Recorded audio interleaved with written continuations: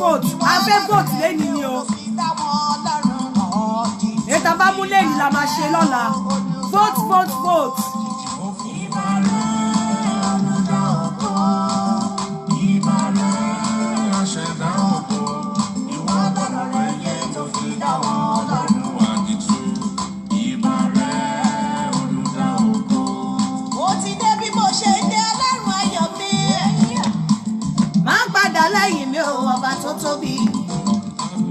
Ìbà wọn tó nílé ayé, ìbà wọn tó nílẹ̀. Ìbà vote. Ẹ ṣe. Ọ̀pọ̀ tó gbẹ́dà pọ̀npọ̀ àná. Ìbà oko onírun ọ̀yẹ̀wò alákòóyọ̀ méjì abidọ́ tuntun lẹ́nu. Olójú tó fi kì í wọ̀ tún wò sí ànàrọ́jà ajá tán. Ìwọ tó bá fẹ́ mọ̀ pé matchmaking is okay, ẹ máa pè wọlé ni. Mi ò ní count àwọn tó bá sọ̀rọ̀ lórí page o. Ẹ máa pè ẹ máa sọ ni, mi ò count o. Mi ò count vote bí báyìí o. Mi count vote bí. Ẹ wo, mo ti mú pépà dání, ibi tí màá kọ sí rèé. Ibi tí màá kọ sí rèé.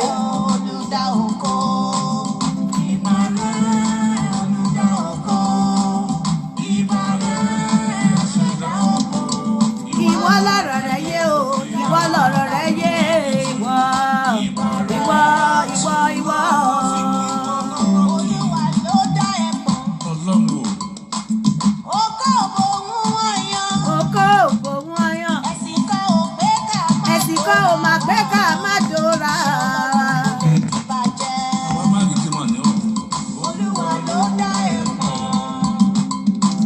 Èmi ò káǹtì vote bí báyìí o. Shabarikolo kíní kan mi ò káǹtì ẹ̀. Vote pípé wọlé ni mo máa count.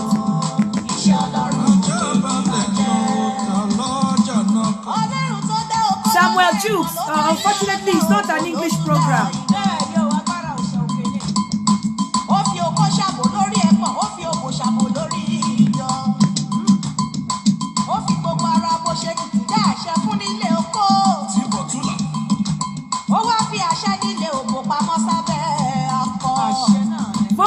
Vote today. Oko ẹnu òun ọwọ́ nìkan ní mọ́bò ó lè. Àwọn gbogbo wọn Olódùmarè dá sábẹ́ abo ní mọ́kò dìde. Olúwa ló dá ẹ̀kan. Oko òbòhun wọn yan. Oko òbòhun wọn yan. Ẹ̀sìn ká ò máa pẹ́ ká máa dòra wá.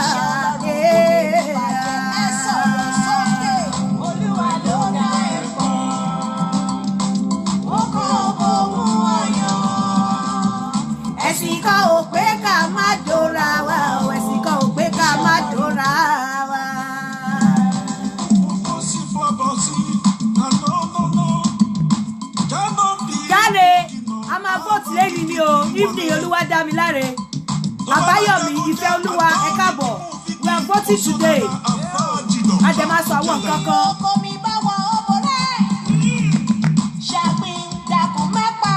Má pariwo.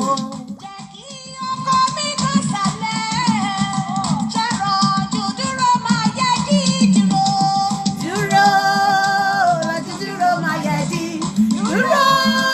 lọ́jú dúró máa yẹ dí.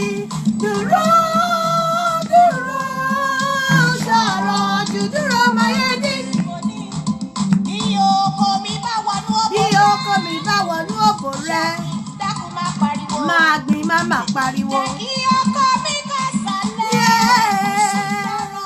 Dúró máa yẹ kí dúró. Dúró. Dúró.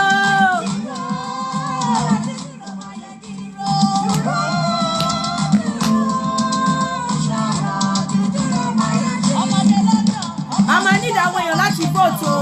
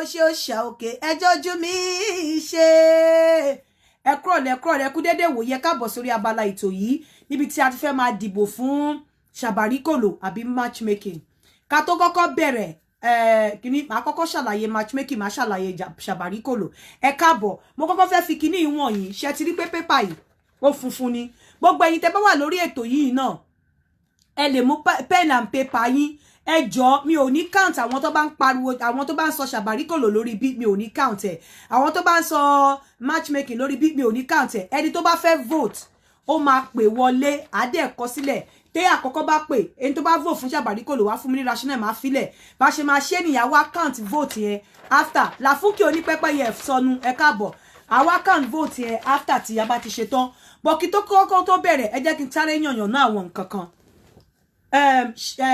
number one ẹ̀yin ọkùnrin tí ẹ máa ń fẹ́ kí wọ́n máa lá ẹpọ̀n yín àwọn ìròyìn kan tẹ̀ mí létí pé ọ̀pọ̀lọpọ̀ yín ni ìgbẹ́ máa ń rùn nínú ìdí yín tó bá ń lá okó àti ẹpọ̀n yín pé fùrọ̀ yín máa ń rùn ìgbẹ́ àwa máa ń pe fùrọ̀ ní ọ̀nà mùṣú lọ́dọ̀ wa wọ́n ní fùrọ̀ yín máa ń rùn ìgbẹ́ tó bá ń lá okó yín àbí tó bá ń lá ẹpọ̀n yín tẹ́ bá fẹ́ tàǹbà ẹ fọ tí ẹ bá mọ̀ pé ẹ fẹ́ meet obìnrin on a more serious note ẹ try láti lọ fọ abẹ́ yín dáadáa ẹ raise ẹpọ̀n yín sókè kẹ́ fọ ibi tí ẹ ń gbà ṣu kò dá kí obìnrin because kò sí bóbìnrin ṣe fẹ́ máa lá okó yín àti mọ́ ẹpọ̀n yín tí wọn ò ní máa gbóòórùn ìdí yín tóbìnrin bá dé ń gbé foul smell ń bẹ̀ bí ìgbẹ́ because inú reticulum yóò yẹ kẹ́ mọ̀ wípé kíní ló kún bẹ̀ ìgbẹ́ ló kún bẹ̀ so tẹ́ bá ṣẹ̀ṣẹ̀ ṣu àbí báyé pé bóyá ẹ ṣẹ̀ṣẹ̀ ṣu gan ẹ bọ́ pátá ó ṣe dandan fẹ́yìn náà láti lọ fọ abẹ́ yín tẹ́ bá mọ̀ pé ẹ ò lè wẹ̀ kó tó di pé wọ́n mu okó yín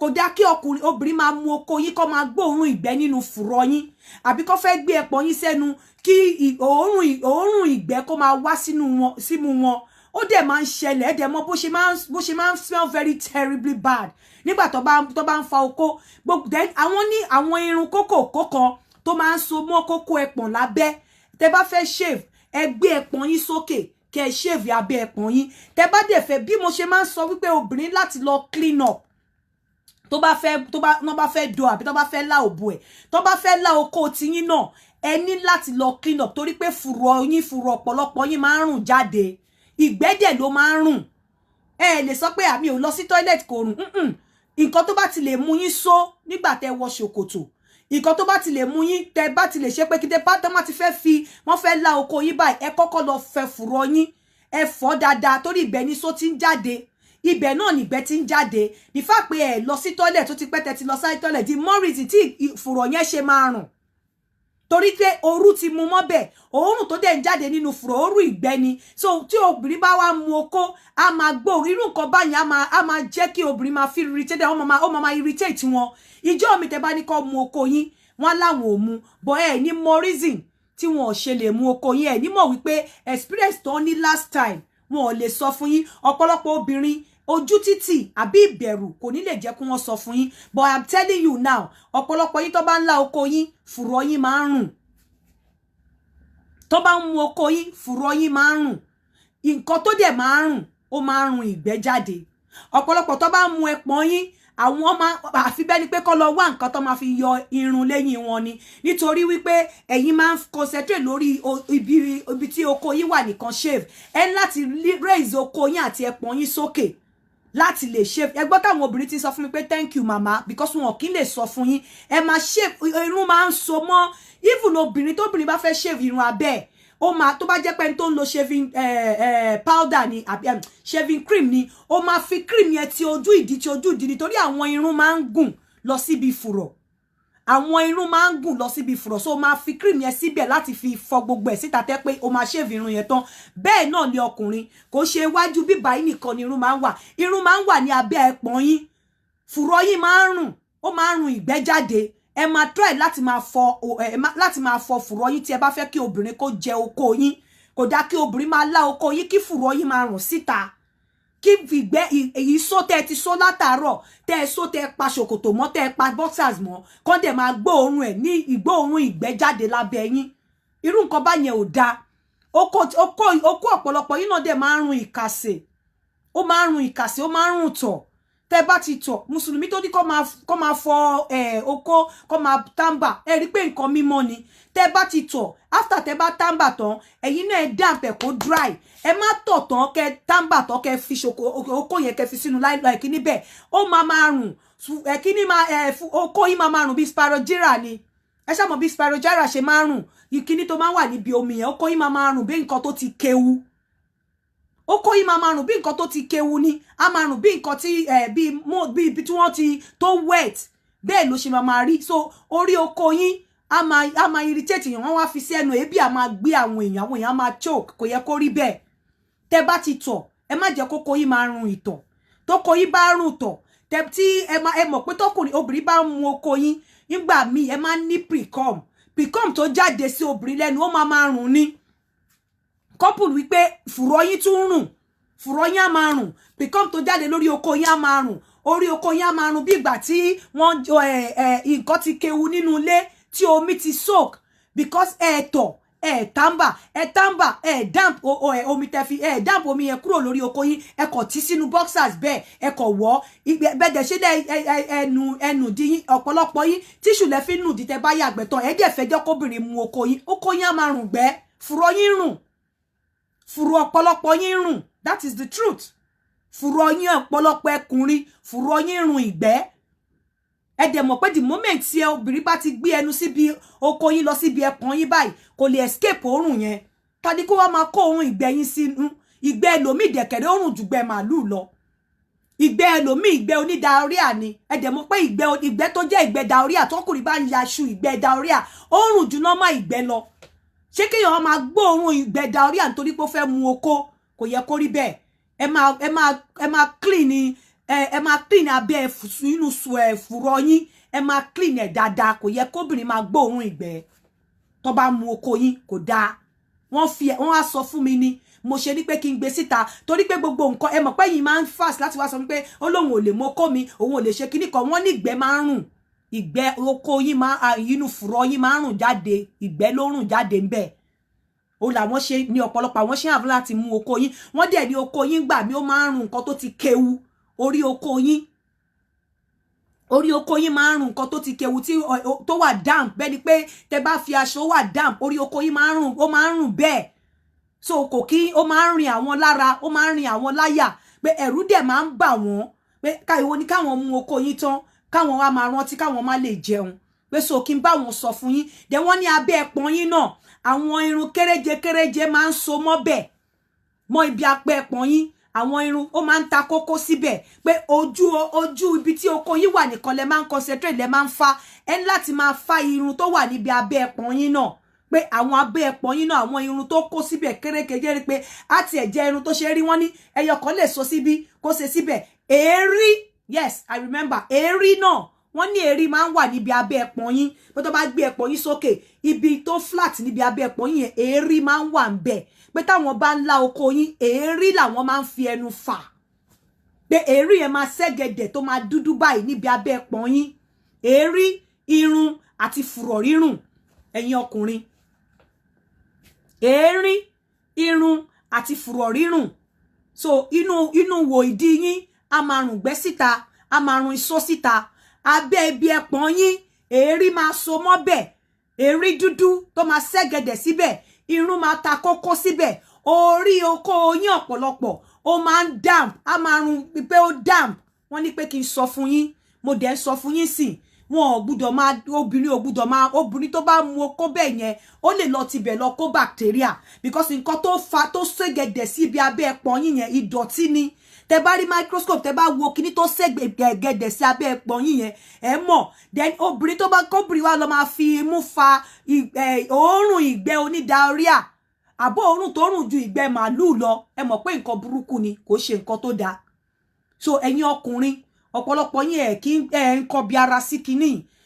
torí nígbà mi tó obìnrin bá sọ̀rọ̀ fún mi pé òun ò ṣe kíní màá ní kí ló ṣẹlẹ̀ á ní àǹtí nǹkan báyìí ló ṣẹlẹ̀ ó dàbí àwọn tó ti wá bá mi lẹ́yìn pé àwọn obìnrin tó ti wá bá mi lẹ́yìn máa play voice note kan obìnrin yẹn tiẹ̀ ní kí n play pé Shabarikolo lòun fẹ́ òun ò fẹ́ matchmaking scam ni mo ní wọ́n máa decide lórí show lẹ́ni so òun ló jẹ́ kí wá sọ fún yín ẹ rí pé mi ò múra àti sọ tẹ́lẹ̀ mi ṣáà sọ lánàá bẹ́ẹ̀ mo sọ fún ẹ̀yin ọkùnrin ẹ jọ̀ọ́ nítorí Ọlọ́run ò ní jẹ́ káwọn obìnrin jẹ nǹkan tó máa pa wọ́n bẹ́yìn náà ṣe ń sá pé ẹ fẹ́ ní throat cancer tẹ́ bá lá òbò ní papilloma àwọn náà ò gbọ́dọ̀ ní throat cancer tó bá mu okó onígbẹ́ diarrhea tó bá mu okó onígbẹ́ tó rùn ju màálù lọ tó bá mu okó ẹlẹ́pọ̀n eléèrí àwọn náà wọn fẹ́ mu okó virus because ibi tí omi bá ti ṣẹ́gẹ̀dẹ̀ sí tí ò tó wá rùn pó wà damp kó yẹ kẹ́ mọ̀ pé bacteria ti kún bẹ́ẹ̀ yẹn tó obìnrin yẹn bá mu Ọlọ́run má jẹ́ ó ṣì mu Ọlọ́run má jẹ́ kí irú obìnrin tó bá gbé ẹnu sí irú okó bẹ́ẹ̀ yẹn Ọlọ́run má jẹ́ ó ṣì mu so ẹ̀yin ọkùnrin tẹ́ bá ti ń fọ ẹpọ̀n yín àbí tẹ́ bá ti ń clean ẹ máa lift ẹpọ̀n yín sókè tẹ́ bá lift ẹpọ̀n yín sókè ibì kan wà tó smooth báyìí níbi ẹpọ̀n yín it has nothing to do with ẹ máa gbé ẹpọ̀n yín sókè pátápátá ni ó dàbí ibi tí ẹpọ̀n yín rest lé ẹ máa concentrate láti fọ ibẹ̀ dáadáa èérí máa ń ságẹ̀dẹ̀ síbẹ̀ ẹ máa concentrate láti fọ ibẹ̀ dáadáa ẹ bá ti ń fa irun abẹ́ yín ẹ máa wo ibi abẹ́ ẹpọ̀n yín yẹn náà àwọn irun kan máa ń stubborn máa ń ṣe kókó síbẹ̀ ibi àárín ìfùrọ̀ yín náà àwọn irun kan máa ń ṣe kókó síbẹ̀ ó wà irritating tẹ́ bá ti ń fa irun abẹ́ yín àwọn irun kan máa ń ṣe kókó síbi àárín ìfùrọ̀ yín tẹ́ bá ti fẹ́ jẹ́ kí obìnrin lá okó yín ẹ lọ máa padà lọ fọ fùrọ̀ yín ìdí yín máa ń rùn ìdí ìgbẹ́ onídàáríà ìdí yín máa ń rùn ju ìgbẹ́ tó ní màálù lọ ìyẹn fùrọ̀ yín ó máa ń rùn ìgbẹ́ jáde wọn ò fẹ́ so ẹ jọ̀ọ́ nítorí Ọlọ́run torí ọ̀pọ̀lọpọ̀ nǹkan tó ń fà nìyẹn a sì máa sọ̀rọ̀ abíyá ẹlòmíì ẹnu yín náà ẹ̀yin ọkùnrin náà ẹnu ẹlòmíì rùn so oríṣiríṣi ẹ notice pé obìnrin mi àlóhun lè kíìsì ọkọ ẹ̀ mo rí kan tó ní ọkọ òun ò kí fọnu fọ́sẹ̀ kan onítòun bá dẹ̀ ti sọ fún ó ní wàhálà ni why how so ìyẹn gbọ́ tìtọ̀ ojókòó tẹ́ bá gbọ́ tí mo sọ wípé ẹ jẹ́ wọn kì í jẹ méjìlá bá àlàdé eléyìí lọ sí àwa obìnrin pàápàá tá wà ní ìlú òyìnbó àbí tá wà ní Nàìjíríà èèyàn kan sọ̀rọ̀ kan fún mi lẹ́ni mo dẹ̀ rí sẹ́ǹsì ń bẹ̀ tá bá wà nílùú òyìnbó kò possible ká fẹ́ wùwà Nàìjà ká dẹ̀ fẹ́ wùwà ìlú òyìnbó at the same time ìkan la máa mú ìkan tá bá wá mú yẹn tá bá fẹ́ wùwà Nàìjà àwa bọ́rọ̀ àwọn ìwà tó da nínú ìwà òyìnbó àwa jọ mọ́ ìwà Nàìjà tá máa wù tá bá wà ní Nàìjà kan àwọn kan wà ní Nàìjà gan tó jẹ́ pé ìwà obìnrin ìlú òyìnbó bí àǹgbà tí wọ́n ti ń gbọ́ tí àwọn ọ̀rẹ́ wọn ti ń sọ òun ni wọ́n fẹ́ máa wù kò lè work ẹ jẹ́ kí n sọ nǹkan kan fún yín lẹ́nìí kò ń ṣe gbogbo ìwà obìnrin ìlú òyìnbó ni ìwà òyìnbó tó ń gbé lóyìnbó tọkọ àtìyàwó òyìnbó ẹ̀yin obìnrin ìlú òyìnbó tẹ́ jẹ́ dúdú ẹ lè wùwà yẹn tán kẹ́ wù dáadáa bọ́n ṣe ń wù torí ọkùnrin òyìnbó àti obìnrin òyìnbó gbogbo nǹkan wọn jọ ń pín equal ni wọ́n jọ ń pín equal ni wọ́n jọ sanwó ilé ni wọ́n jọ sanwó bill ni wọ́n bá fẹ́ gbéra wọn jáde tí ọkọ bá gbé ọkọ àtìyàwó bá jáde ìyàwó á sanwó drink ọkọ á sanwó oúnjẹ wọ́n jọ máa ń pín ni but ẹ̀yin obìnrin wa tẹ́ wà ní diaspora ẹ máa ń fẹ́ gbé mentality àwọn ọkùnrin Nàìjíríà wá síbi ṣùgbọ́n ẹ fẹ́ wùwà obìnrin òyìnbó mentality tẹ́ dẹ̀ máa ń fẹ́ gbé wá ni wípé torí pé nílé ọkùnrin ló máa ń sábà san gbogbo carry responsibility ẹ wá gbé mentality Nàìjíríà ọkùnrin carry responsibility yẹn ẹ gbé wá sí ìlú òyìnbó káwọn ọkùnrin ìlú òyìnbó máa lò ṣùgbọ́n ẹ nífẹ̀ẹ́ wu ìwà tí àwọn obìnrin òyìnbó ń wù ẹ nífẹ̀ẹ́ wù ìwà tí àwọn obìnrin òyìnbó ń wù ni pé wọ́n jọ máa ń pín responsibility ṣe ni no ẹ̀yin máa fẹ́ wu ìwà pé bí agbára ṣe wà lọ́wọ́ obìnrin ìlú òyìnbó ẹ̀yin máa ń fẹ́ wu ìwà yẹn níbí ṣùgbọ́n kì í fẹ́ wu ìwà tí ọkùnrin ìlú òyìnbó máa ń wù àti obìnrin ìlú òyìnbó máa ń wù tí agbára fi máa ń wà lọ́wọ́ obìnrin gbé ìwà ọkùnrin Nàìjà gbé wá sí ẹ fẹ́ wù ú pé òkè ọkùnrin Nàìjà ló yẹ kó take responsibility ẹ wá fẹ́ kí àwọn ọkùnrin Nàìjà yẹn kó take responsibility nínú Nàìjà gbogbo responsibility ṣùgbọ́n ẹ̀yin ò ní wùwà obìnrin òyìnbó èyí tó bá máa pa ọkùnrin lára nínú àṣà ibi òun lẹ́yìn máa ń wù bí pé kó ti ọkùnrin síta bí pé kó bayé ọkùnrin jẹ́ ṣùgbọ́n èyí tó máa pè ẹ̀yin méjèèjì ní wù lè wà ń bí kẹfẹ́ wùwà Nàìjà ní ìtò tí kò wọlé síbí ṣùgbọ́n ẹ fẹ́ hùwà òyìnbó ìkan lẹ máa mú tẹ́ bá wà ní Naija ẹ máa hùwà Naija tẹ́ bá fẹ́ hùwà ìlú òyìnbó ní Naija ẹ wù ìwà obìnrin òyìnbó àtọkùnrin òyìnbó bó ṣe máa ń ṣe ẹ wù ní Naija tẹ́ bá mọ̀ pé fẹ́ hùwà ìlú òyìnbó ọkùnrin òyìnbó àti obìnrin òyìnbó bó ṣe máa ń ṣe ni wípé wọ́n jọ máa ń pín bill san ni wọ́n jọ máa ń fọwọ́ lu ọwọ́ ni wọ́n jọ máa ń ṣe nǹkan ni tó ti yé yín so tẹ́ bá fẹ́ wu ìwà yẹn ní Naija especially ẹ̀yin obìnrin tẹ́ ti gbọ́ story ìlú òyìnbó tẹ́ bá fẹ́ wu ìwà yẹn ní Naija ẹjọ́ máa wù bí ìwà òyìnbó ibi àti ọkùnrin àti obìnrin bó ṣe máa ń ṣe síra wọn ẹjọ́ ṣe ẹ̀yin obìnrin Naija tẹ́ ẹ̀dẹ̀ wà ní diaspora tẹ́ bá fẹ́ wu ìwà ìlú òyìnbó ẹ kúkú wù wà ìlú òyìnbó tẹ́ pé ẹ̀yin àti ọkọ yín jọ máa pín bill equally ni tí wọ́n bá equally ní ẹjọ́ máa obìnrin òyìnbó àtọkùnrin òyìnbó bá jọ gba salary wọ́n jọ máa gbé salary wọn sílẹ̀ ni wọ́n á jọ wo nǹkan táwọn jọ máa ṣe wọ́n á wo iye tó kù fáwọn ẹ bá mọ̀ pé ẹ fẹ́ wùwà ọmọ ìlú òyìnbó ẹ kúkú wu ìwà yẹn full ẹ wù kẹ́ mọ̀ pé ìwà ìlú òyìnbó lẹ fẹ́ wù ẹ̀yin àtọkọ yín jọ máa ṣe nǹkan equally ẹ jọ máa wo salary yín ẹ jọ máa gbé síta ẹ jọ máa wo iye tẹ́ ń gbà ẹ jọ máa gbé sílẹ̀ ẹ jọ máa gbé gègé lé bẹ́ ṣe máa ná ìwà òyìnbó nìyẹn ẹ lè wá wu ìwà obìnrin ìlú ẹ lè wá wu ìwà òyìnbó half kẹ́ wá mú ìwà Naija wá half kò possible tẹ́ bá dẹ̀ mọ̀ pé fẹ́ wùwà Naija ẹ kúkú pick àwọn ìwà tó da nínú tòyìnbó kẹjọ mọ́ you can lè jẹ méjì la ní abẹ́ ní àbà Alade so ní Nàìjíríà ẹ̀yin tẹ́ ti gbọ́ nípa bí àwọn obìnrin ṣe ń gbádùn níbí bí àwọn obìnrin ṣe ní power ń bí tẹ́ bá fẹ́ wá wùwà yẹn ní Nàìjíríà ẹ make sure pé ẹ wù pẹ̀lú ìwà tí àwọn òyìnbó ń lù ìwà tí ọkùnrin àti obìnrin òyìnbó ń wù ní kẹ́ wù bẹ́ẹ̀ ẹ̀yin tẹ́ dẹ̀ wá ń bí tẹ́ bá fẹ́ wá jẹ́ kí ọkùnrin wù ìwà ọkùnrin Naija pé ọkọ ló lórí aya àwọn náà máa gbé responsibility ẹ̀yin náà ẹ kúkú wù tán kẹjọ wù ìwà yẹn pọ̀ so ìtẹ́ ọkọ yín bá ti ń gbé responsibility ẹ wà lábẹ́ ìgbà tó bá ní kẹ́ ṣiṣẹ́ lẹ máa ṣiṣẹ́ ẹ dẹ̀ máa serve ẹ máa ṣe oríṣiríṣi nǹkan tó yẹ kẹ́ ṣe so ẹ dẹ̀ máa pick àwọn ìwà tó máa pè yín kó jẹ́ àwọn ìwà tó máa wá pa the other person lára lẹ máa wù lẹ máa wá máa pick èyí tó bá máa pè yín positively ẹ̀yin kan ẹ pick ẹ èyí tó bá máa pa the other person lára negatively ẹ pick ẹ no it is not done like that mi rò bóyá ẹ understand nǹkan tí mò ń sọ àwọn kan sọ bíbá wọn ní mouth odor mo mọ̀ pọ̀pọ̀lọpọ̀ ọkùnrin wọ́n máa ń ní mouth odor wọn kì í wọn káràmásìkì ni gẹ́gẹ́ bí nǹkan tí mo sọ lánàá ọ̀pọ̀lọpọ̀ ọkùnrin tó bá páàkì oko tán báyìí ẹpọn wọn máa ń yà sẹ́gbẹ̀ẹ́ kan ni ẹ rò bóyá mò ń ṣeré mi ò ṣeré mi ò fi ṣọ̀rọ̀ eré ẹpọn wọn máa yẹ̀ sẹ́gbẹ̀ẹ́ kan ni oko wọn máa wà lọ́tọ̀ ẹpọn wọn máa wà lọ́tọ̀ ẹ máa rí wọn ní títì gan oko yẹn gan ti máa bà yín lẹ́rù kẹ́ tó sọ pé ẹ fẹ́ dogan ní páàkì bó ṣe máa páàkì ẹ̀ so ẹ̀yin ẹjọ́ nítorí Ọlọ́run àwa tá wà ń bí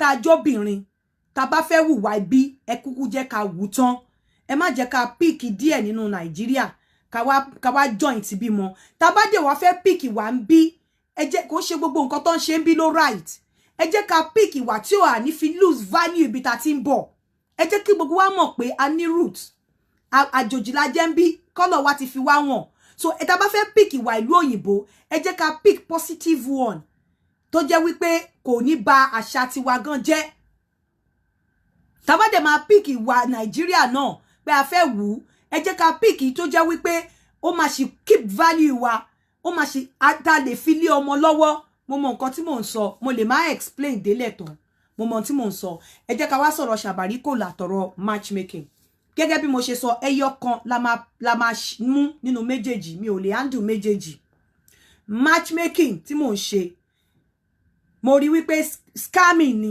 ọ̀pọ̀lọpọ̀ ọkùnrin fi ń ṣe tó bá ti dóbò lẹ́ẹ̀mejì wá ní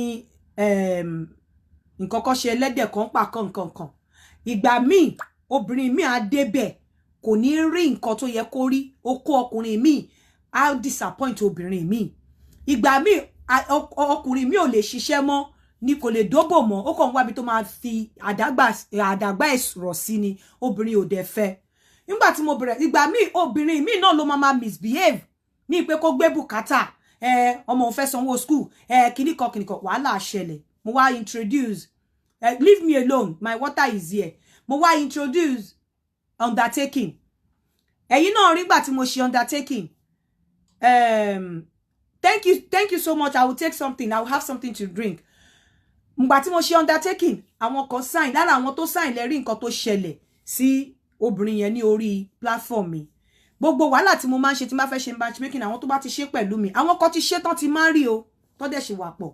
Àwọn tó bá ti ṣe pẹ̀lú mi, ẹ rí bí mo ṣe máa ń ṣe, bí mo ṣe máa ṣe call, bí mo ṣe máa follow up, bí mo ṣe máa ṣe gbogbo ẹ̀. But Shabari, and nǹkan tó máa ń ṣẹlẹ̀ pẹ̀lú matchmaking tó fẹ́ pé ẹ fi máa ń fi pé wọ́n disappoint yín. Ẹ ti máa attach ara yín, especially obìnrin mọ́ ọkùnrin from the beginning of the relationship. So any rubbish tí ọkùnrin yẹn bá ṣe, ẹ máa accept it, because number one, ẹ̀rù á máa bá ẹlòmíì pé I don't want to go back to Aunty Yinka, kí ni mo fẹ́ lọ sọ fún Aunty Yinka pó ṣẹlẹ̀. So gbogbo nǹkan tí ọkùnrin yẹn bá ń ṣe, ẹ máa stomach ẹ̀. Ọkùnrin mi kò ní lóko dáadáa, torí mo rí obìnrin kan tó gbàpà fi ọkùnrin yẹn lẹ̀ pé okó ẹ̀ kéré. Ẹ rí nígbà tí mo sọ lórí bí wàhálà yẹn ti yẹ kó ṣẹlẹ̀. Bẹ́ẹ̀ gbogbo wọn máa ní I don't want to offend Aunty Yinka, I don't want to offend Aunty Yinka. Kò yẹ kó rí bí Aunty Yinka kọ́ ló máa bẹ́ gbé pẹ̀lú ọkùnrin yẹn. So lọ́rọ̀ matchmaking yẹn, obìnrin mi á tolerate nǹkan tí ò yẹ kó tolerate. Ọkùnrin mi á tolerate nǹkan tí ò yẹ kó tolerate, especially obìnrin, torí obìnrin ló ti máa attach ara ẹ̀ mọ́ ọkùnrin from the beginning. Mo rí ọkùnrin tó gbá obìnrin ní orí platform mi ní £1,000. Ọkùnrin yìí àgbàlagbà ní bàbá 70 something, ó dẹ̀ gbá obìnrin yẹn ní £1,000. Obìnrin yẹn dìdí wá sí London pé kó wá rí, kò yọjú sí obìnrin yẹn títí obìnrin yẹn fi padà lọ. I am telling you the truth. Lórí ọ̀rọ̀ matchmaking náà ni. Tí ó bá jẹ́ pé àwọn tí wọn ò love mi, kò yẹ kí wọ́n wà lórí platform mi mọ́. Do bàbá yẹn máa padà sanwó yẹn, kò sí bó ṣe fẹ́ ṣe, kò lè escape ẹ̀. Ó wá bàbá yẹn block everybody. Then mo ti rí ẹni tó jẹ́ wípé ó dó obìnrin lẹ́ẹ̀mejì, gbogbo yín lẹ rí. Ó ní òun ò ṣe mọ́ kinní kan. But ó máa dùn obìnrin because obìnrin ti attach ara emotionally mọ́ ọkùnrin from the beginning of the relationship. Bẹ́ẹ̀ ọ̀pọ̀lọpọ̀ ìgbà àwọn ọkùnrin ò kí ń attach mọ́ obìnrin from the beginning. Tó bá ní tẹ́ bá ṣe, mo ń sọ fún yín o, nǹkan tí matchmaking wà fún nìyẹn o.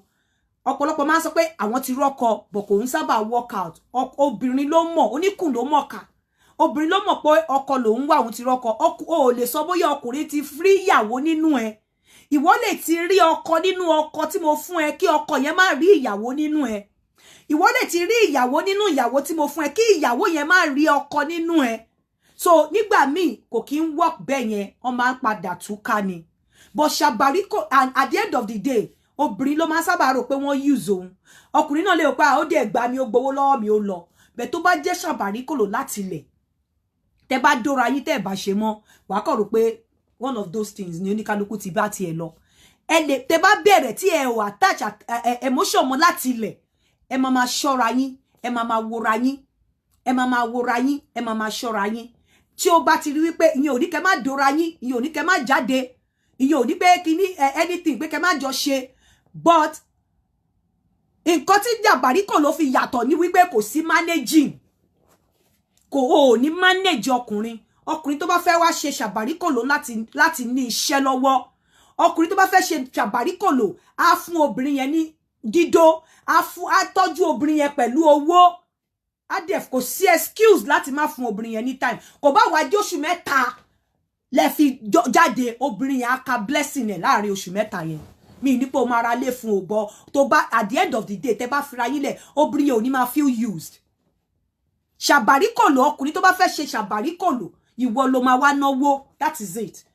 Kóbìnrin tó ná owó fún ẹ, wàá ti ṣe fún tó jẹ́ pé ojú àti máa tì pé ọmọkùnrin tó dẹ̀ ń ṣe báyìí láti jọ ó ń fún mi lóko, ó ń tọ́jú mi, ó yẹ kémi náà ṣe nǹkan kan fún. But tó bá jẹ́ pé matchmaking, ẹ̀yin méjèèjì lẹ máa commit sí. Obìnrin náà máa pé jẹ́ kémi náà ṣe lè, jẹ́ kémi náà ṣe lè, because àjọ fẹ́ fẹ́ra wa ni. But Shabarikolo, from the beginning of the relationship, ọkùnrin ló máa náwó. Ìwọ ló máa tọ́jú obìnrin. One off lobìnrin máa tọ́jú ẹ, ó dẹ̀ láti tọ́jú obìnrin torí pé béèyàn bá ẹni tó bá máa ṣòwò alẹ́ ni. Shabarikolo, ọkùnrin ló máa tọ́jú obìnrin láti ilẹ̀. So along the line, obìnrin yẹn fúnra rẹ̀ ló máa wò pé no, ọkùnrin yìí try. Tí obìnrin bá dẹ̀ ti ń wò pé ọkùnrin yìí try, fúnra rẹ̀ obìnrin ló máa lè decide pé okay, let's take it to the next level. Mi ò wá sọ wípé bí ọkùnrin ṣe máa náwó yẹn kí obìnrin wá jẹ pa, but kò sí àyè mi ò lówó kan ṣe bẹ̀ òṣì kan lẹ̀ kíní kan.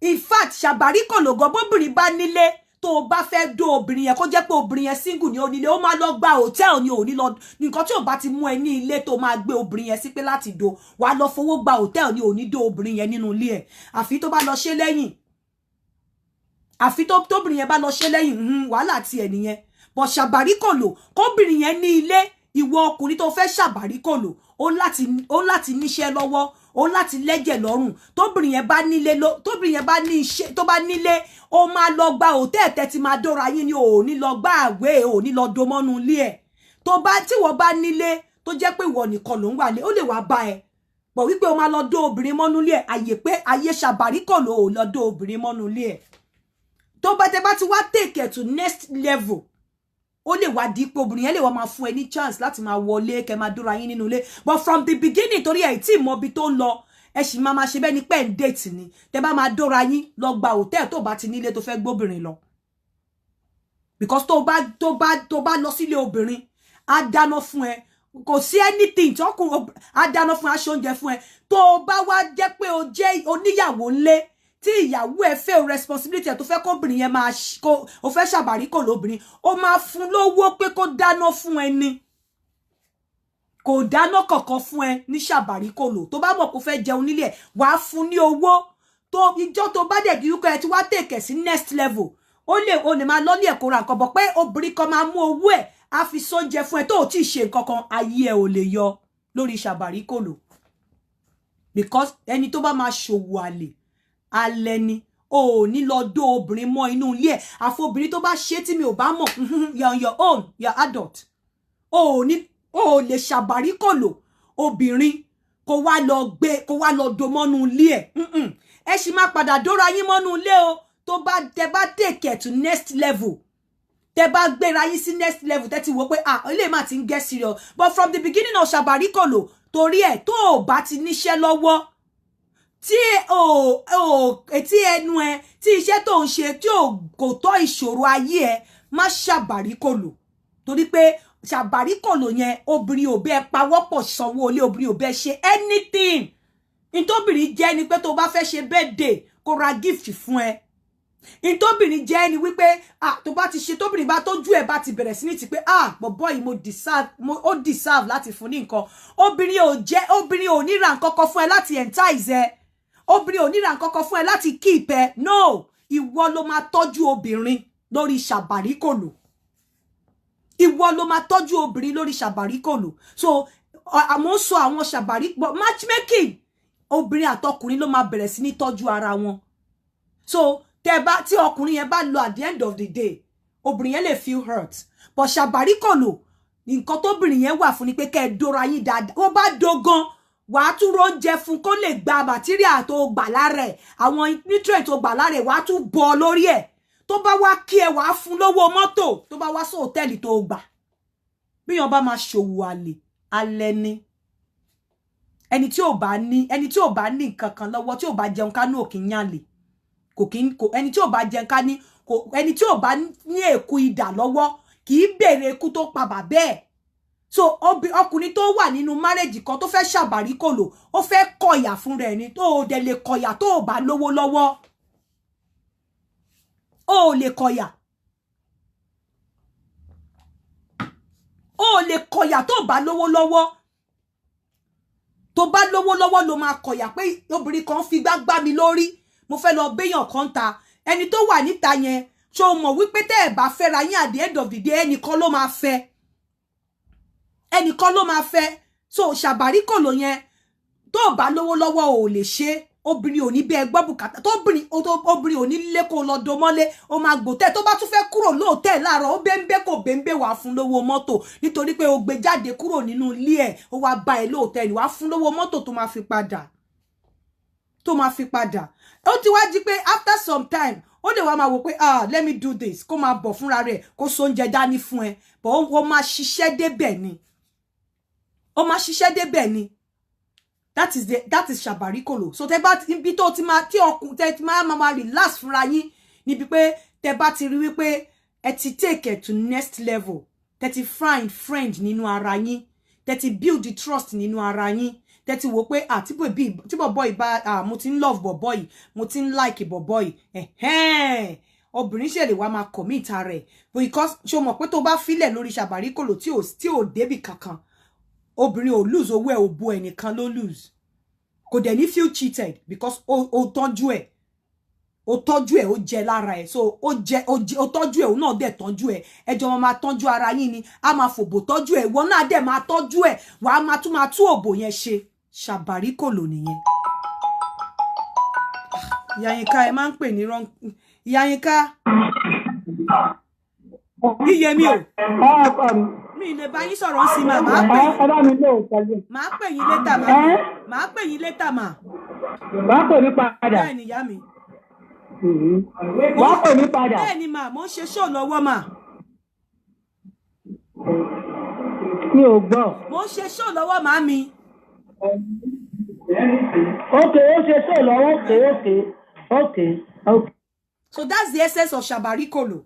So mo ti sọ fún yín matchmaking mo wà ńbẹ̀ ma monitor but ẹjọ́ mo ma ṣe ni o torí matchmaking mo ti believe pé ẹjọ́ fẹ́ fẹ́ra yín ẹ dẹ̀ ti believe pé obìnrin ti believe pé òun rọ́kọ bó ti jẹ́ pé ọkùnrin dẹ̀ believe pé òun kọ́ lòun níyàwó so obìnrin ti believe pé òun lọ́kọ tó bá dẹ̀ ti believe pé òun rọ́kọ ẹjọ́ ma tó bá ọkàn yẹn bá ní owó ẹjọ́ ma pọ́nwó lé ṣẹjọ́ ma ṣe oríṣiríṣi but Shabarikolo ẹ bẹ̀rẹ̀ friendship ni ọkùnrin ló máa ní mọ́ ọkùnrin ló máa commit ara ẹ̀ ju obìnrin lọ kò obìnrin yẹn o kò bá wà anywhere o kó jẹ́ pé òun ni ojú oko ń pọ́n o ẹ má rí obìnrin lórí Shabarikolo bẹ́ẹ̀ ni pé òun lójú oko ń pọ́n so ẹ má ṣe ọkùnrin ló fẹ́ ọkùnrin ni ó fẹ́ bèrè ikú tó pa bàbá ẹ̀ ọkùnrin ló fẹ́ gba rẹ̀ lẹ̀ wọ́n ní iṣu gba kíní kan gba rẹ̀ kèrègbè gba rẹ̀ ṣe kíní kan lọ́wọ́ ọkùnrin ló fẹ́ gba rẹ̀ lẹ̀ lọ́wọ́ ìyá obìnrin tó fi ń jẹ nílé so obìnrin mi tó máa jẹ́ mẹ̀sáyà ẹ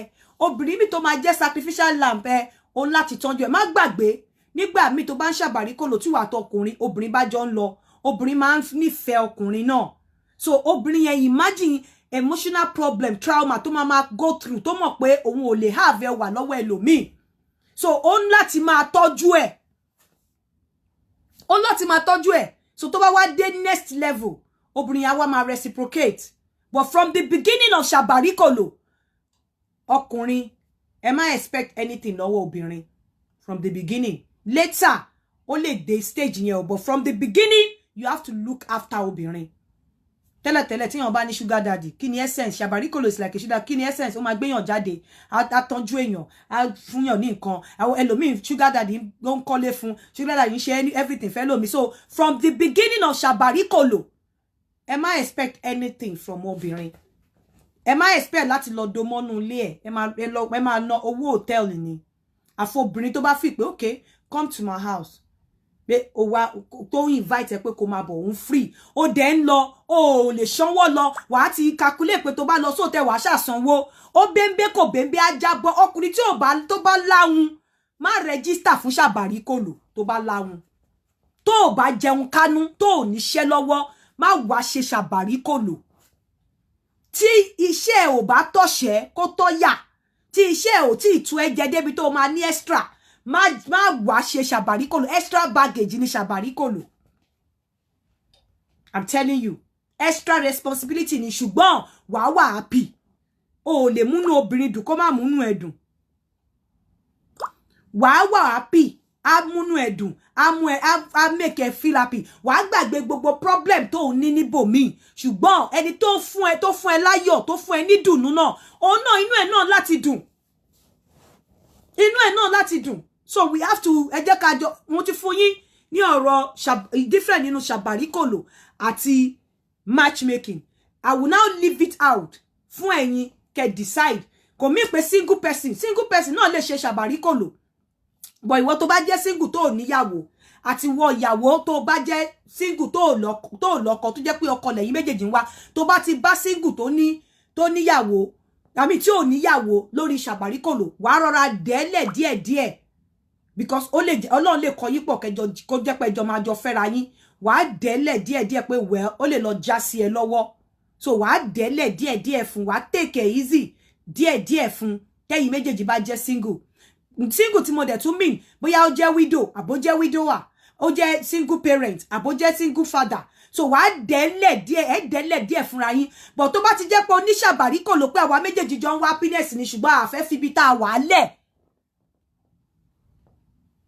ẹjọ́ máa oníyẹn o gbà fún múrí òun ni gbà fún gbàdà èyí tó bá ti jọ pé ẹ̀yin méjèèjì jọ ń wá happiness ni gbà fún múrí ni gbà fún gbàdà ẹ̀yin méjèèjì olóore kan tẹ́ ẹ fẹ́ ṣe jura yín wípé kẹ́ make ara yín happy so anybody tó bá dẹ̀ ti make ẹ happy as ọkùnrin ìwọ náà ó máa láti máa make ẹ happy as obìnrin yes obìnrin yẹn náà ó lè jẹ́ pé òun náà need happiness but then ó mọ̀ pé kóbìnrin tó lè jáde bẹ́ẹ̀ yẹn ẹ̀mí ẹ̀ ti fẹ́ bọ́ so iná dà kóbìnrin yẹn máa feel pé bóyá òun ṣe nǹkan ó ní láti mọ nǹkan tó máa ṣe and that is it ẹ jẹ́ kí n tún ka mẹ́sẹ̀gì yìí sí yín mẹ́sẹ̀gì yẹn wọlé lánàá látọwọ́ obìnrin kan sí mi mo tún wá fẹ́ túkà tí n bá dẹ̀ wá túkà sí ẹ kẹ́ bá lè mọ̀ wípé kò ṣe pé bí a mo plan ẹ̀ lánàá pé ó wà ń bí ni mo ṣe tún fẹ́ túkà fún yín kẹ́ bá lè mọ̀ so nǹkan tí Shabarikolo wà fún nìyẹn ó ní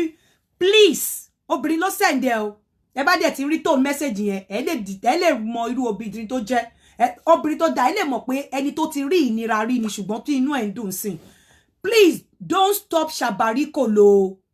I have been very happy, sexually fulfilled, found a friend and gotten back my self-confidence. I now know, even if your husband is tired of you, someone else out there desires you madly. Above all, I no longer quarrel with my husband though. Everything he does is fine with me because I am always happy. Shabarikolo actually turns to real relationships. You develop feelings after some time. It's a lot more direct and better. No pretending. Matchmaking has too much deceit. So now I'm going to leave you guys my open line. Káwọn èèyàn decide.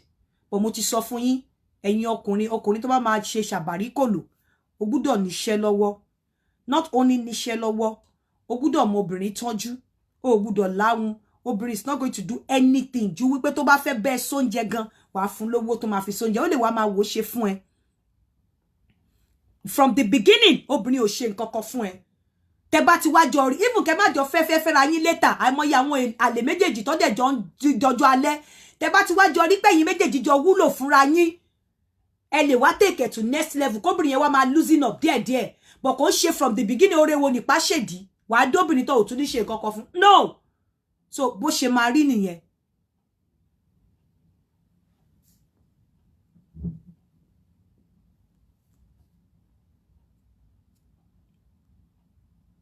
Ọlọ́run máa yọ ẹ́ tí mi rí ẹ mọ́. So bó ṣe máa rí nìyẹn.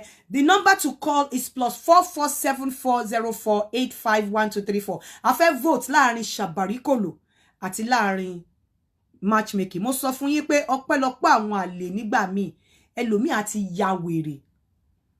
Ẹlòmíì àti ya wèrè, orí ẹlòmíì àti dàrú. Hello. Hello ma. Hello. Hello Tinka. Ẹ kálẹ́ o, kí lẹ fẹ́ Shabarikolo àbí Matchmaking? Ẹ kálẹ́ ma o. Ẹ kálẹ́. Ẹ jọ̀ọ́ Shabarikolo la wá fẹ́ o, Matchmaking yẹn ẹ̀tàn ni o. Okay. Shabarikolo lè lè ṣe o. Okay, kí ló dé tẹ́ fi fẹ́ Shabarikolo? Shabarikolo gbogbo àwọn tí ọkùnrin tí ìyàwó wọn fi táwọn ọkùnrin tí ìyàwó wọn fi òbò jẹ wọ́n níyà wọ́n sòbò wọn di góòdù àwa single mother dẹ̀ wá tata ní ìdí okó náà máa fòbò kẹ́ wọn Shabarikolo ló lè ṣe o. So báwo lẹ ṣe rí ìtẹ́ láti fòbò kẹ́ wọn ṣe lè ẹ fìpẹ́ lè dó wọn jìyàwó lé wọn lọ ni. Bẹ́ẹ̀ ni o Ọlọ́run fi rán wa ni Ọlọ́run fi rán wa òbó kẹ́ mi àrẹ̀mẹ́pọ̀n kẹ́ àmẹ́pọ̀n kẹ́ dáadáa. Ṣé tọ́lọ́run fi rán wa ní àdẹ̀mọ́ ṣe dáadáa. Ẹjọ́ wa wò kẹ́rí pérére lolúwa. Shabarikolo tó bá bọ́ fọwọ́ tèmi o. Mi ò máa ní o máa jàgbà tán ni o. Ìyàwó ẹ̀ ni o mọ iye o. Mo rò pé kọ́lẹ́ fẹ́ fòbò kẹ́ wọn ní ṣe fẹ́ wá já wọn gbà tán ni. Nígbà tí ẹ̀wọ̀n tó wà lé tí wọ́n mọ̀ wọ́n lò. Àtàwọn wà lé táwọn mọ̀ lò. Bí máa fòbò jágbà nìyẹn o. Ṣóbò nìkan lẹ máa fi jágbà ṣé ẹ̀ tún ní fi nǹkan kan sí bí káyámátà nǹkan kan. Kayamata ke. Èmi gangan kayamata. Ara mi gangan náà fi kayamata sí. Kí ló dé? Èmi ò ní di kayamata, èmi gangan mo dúró re mo wà okay fún ara mi. Kayamake mi. Tí má tó wá fi kayamata sí àǹtí gbígbé ẹ má jẹ́ kí n pa Shabarikolo tí ẹ tó bá bọ́ sí mi lọ́wọ́ ẹ má jẹ́ kí n tún fi kayamata sí. Torí mi gangan fúnra mi mo burú. Ṣé bẹ́ẹ̀ ló boyin dùn tó ni? Àǹtí nǹkan obìnrin ní tó ẹ pọ́kùnrin ní mi bá ní kẹwàá kíkọ̀ ṣe fún yín lọ́fẹ̀ẹ́ má sanwó fún mi. Ajé akọni kẹ́kọ̀ọ́ tọ́ wò kẹ́kọ̀ọ́ kíkọ̀ fi tọ́ yín lẹ́nu wò. Kí ló dé kí ló wà nínú òbò yín tẹ́ fi fìpò dùn? Báwo lẹ ṣe lè 3, 4. Kí ló wà nínú òbò yín tẹ́ fi fìpò dùn? Báwo lẹ ṣe lè Kí ló wà nínú òbò yín tẹ́ fi fìpò dùn? Báwo lẹ ṣe lè dọ́kùnrin? Èmi ń tọ́jú ara mi dáadáa kò ṣojú lèmi ń tọ́jú. Kò ṣojú nìkan lèmi ń tọ́jú. Ṣé bẹ́ẹ̀ ẹ kúkú wo fọ́tò mi báyìí, èmi ń tọ́jú ara mi dáadáa. Kí ló wà nínú òbò yín tẹ́ fi fi pé bóyá ẹ lè gba ọkọ tán? Adùn ló wà ńbẹ̀. Adùn. Mélòó lẹ lè dóko láàrin ọ̀sẹ̀? Kí lẹ wí sà? Kí lẹ wí mà? Mélòó lẹ lè dóko láàrin ọ̀sẹ̀? Oh God. 2. Mélòó ló lè dóko láàrin ọ̀sẹ̀? Hello? Mélòó ló lè dóko láàrin ọ̀sẹ̀?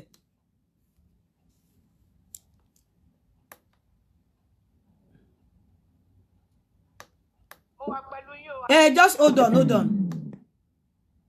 ma. Hold on. Bluetooth mode.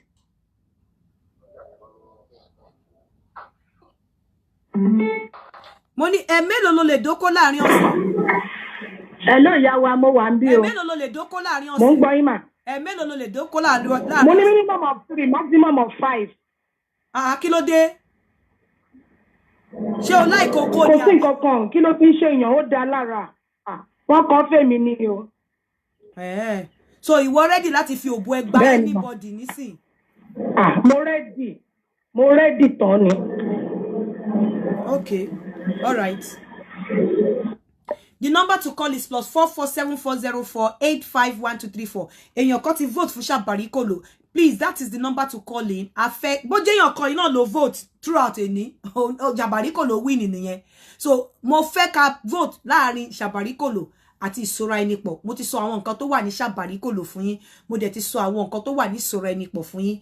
So, ẹni tó bá vote, àwa ṣe show yẹn lọ́la. Shabarikolo or regular matchmaking. Èwo ni ẹ fẹ́ nínú méjèèjì? Kí ni reason tẹ́ ṣe fẹ́? Èèyàn kan ló pè wọlé nísìn pé Shabarikolo ló fẹ́. So I'm expecting more people to call, and the number to call is +447404851234. Ẹ má gbàgbé Eniola fún gbogbo àwọn tó bá fẹ́ ra àgbo jẹ̀díjẹ̀dí, àgbo amókólé, àgbo fibroid, àgbo diabetics. Ẹ pè Eniola sórí +4474481982256 +4474481982256. Cash FX náà wọ́n sì ń lọ bẹ́ẹ̀, wọ́n sì ń tà wàràwàrà. Ẹ pè wọ́n sórí +44793053984 +44793053984 for Cash FX. The number to call is +44. Hello. Hello, ẹ kálẹ́ o. Shabarikolo àbí matchmaking èwo lẹ fẹ́? Matchmaking làwọn fẹ́ o, matchmaking ẹ kálẹ́. Matchmaking ni o. Ṣọ́kùnrin lẹ́yìn àbí? Ọkùnrin àbí? Bẹ́ẹ̀ ọkùnrin ni mí, matchmaking la fẹ́ o. Ẹ ṣé, mo ti kọ sílẹ̀. Ṣé rí pé mo note ẹ. Ẹ máa bá mi note ẹ̀yin náà tẹ́ bá wà nílé o. Hello. Hello sir, Shabarikolo àbí matchmaking èwo lẹ fẹ́? Shabarikolo yẹn la máa lọ fún. Ṣé ẹ̀yin tẹ́lẹ̀ fẹ́ lọ fún Shabarikolo yẹn sà? Ṣé owó wà lọ́wọ́ yín? Ṣé ẹ níṣẹ́ gidi lọ́wọ́? Ṣé ẹ lè tọ́jú obìnrin? Exactly what I want to say. Okay. Only bought, you know. When you say that oníṣẹ́ lọ́wọ́ fẹ́ tọ́jú obìnrin, it's like inciting them towards the Shabarikolo. Okay. What I'm trying to say is that there are some of us that need Shabarikolo as a friend and a good friend indeed. But if you need Shabarikolo as a friend, you must have money. You can't just have a friend. Yes, No. there is the one kò suffer. Even in free town kò sí nǹkan tó free. Exactly. Ẹni tí ò bá lówó lọ́wọ́ báwo ló ṣe fẹ́ gbóbìnrin. Emphasis lè ní sọ nísìn. If you have a good friend and you are a man tó ọkùnrin tó gbangba sùn lọ yẹ. Definitely, when you have a friend, you need to come into her support. Because àwọn ọkùnrin míì, especially àwọn ọkùnrin ìlú yìí wọ́n ń ṣe bẹ́ẹ̀. Àwọn ọkùnrin míì. Ọkùnrin ìlú wo ni ẹ? Ṣé ọkùnrin tó wà ní London àbí America àbí Nigeria àbí ní France àbí níbo? Àwọn ọkùnrin generally, wọ́n máa ń fi pé káwọn jọ pin. Shabarikolo kò sí pínpín. Don't expect anything from any man. Àti Nǹkan Ṣẹ́rí kìíní kan tí mo rí lórí show wa yìí. I always follow you, especially weekends when I don't go to work. Ṣẹ́rí nǹkan tó máa ń ṣẹlẹ̀ ni pé we always use ọkùnrin kì máa identify. Ẹnìkan náà máa sọ wí ọkàn ó ní obìnrin. You see, we generalize all things. And problem ta ní gbọ̀ngàn ní UK lẹ́ ń sọ yìí. Ṣé ẹni sùúrù sà? Problem ta ní UK gbọ̀ngàn ẹ fẹ́ Shabarikolo. Me and UK mo ti ń pè. What I'm trying to say is that because somebody will say that ọkùnrin ò dá, obìnrin ò dá, because of that, even tó bá sọ pé hello, bí ìgbà tó ẹ pé o fatasi lára ni. Ẹ̀gbọ́n mi, ẹni sùúrù. Kì í ṣe gbogbo ọkùnrin náà ni ò mọ yìí obìnrin. Obìnrin mi náà wà kò mọ yìí. Ẹgbẹ́ gbogbo lé fún. Kò mọ yìí. Ẹ tí ò ní mọ yìí ó ní ò ní mọ yìí ẹni. Kò tí ò bá sọ nìyẹn. Ẹ̀gbọ́n mi, ẹni sùúrù sà, ẹni sùúrù sà, bàbá mi ẹni sùúrù. In tí mo fẹ́ béèrè lọ́wọ́ yín, Shabarikolo lẹ fẹ́ àbí? Shabarikolo. Ẹ dẹ̀ mọ̀ wípé ẹ máa tọ́jú obìnrin. Ẹ máa tọ́jú obìnrin. Ẹ ṣáà níṣẹ́ lọ́wọ́, ẹ máa tọ́jú obìnrin. Àti nǹkan bá ṣe máa ń sọ ní local palace wa Island. Ẹ ti gbẹ́lẹ̀ fún dòsùn. God bless you. Ẹ ṣé sà. Ẹ ṣeun. All right. Yes sir. Hello. Hello. Lẹ́jẹ̀ kúrò lẹ́gbẹ̀ẹ́ bí kẹ́tì. Hello. Kí lẹ fẹ́ Shabarikolo àbí matchmaking? Shabarikolo. Kí ló dé tẹ́ fi fẹ́ Shabarikolo? Torí pé mo mọ kódó dáadáa ni. Torí pé mo kódó dáadáa. Kí wá ní mind yín láti Shabarikolo? Kí wá ní mind? Ọmọ ló ń kéyàn ṣe wà nílé ọkọ. Single parent ni mí so mo ní bẹ́ẹ̀. Ẹni ìjọ́ wo lẹ ti dóko gbẹ̀yìn? Àtọ́jú kan. So ń wá yín tó máa dú ẹja dancing àbí? Òun wẹ́n tó máa lè dú ẹ dáadáa. Bẹ́ẹ̀ni. So o fi pé Shabarikolo á ṣe fún ẹ. Hello, mo ní òun wẹ́n tó máa lè dú ẹ dáadáa.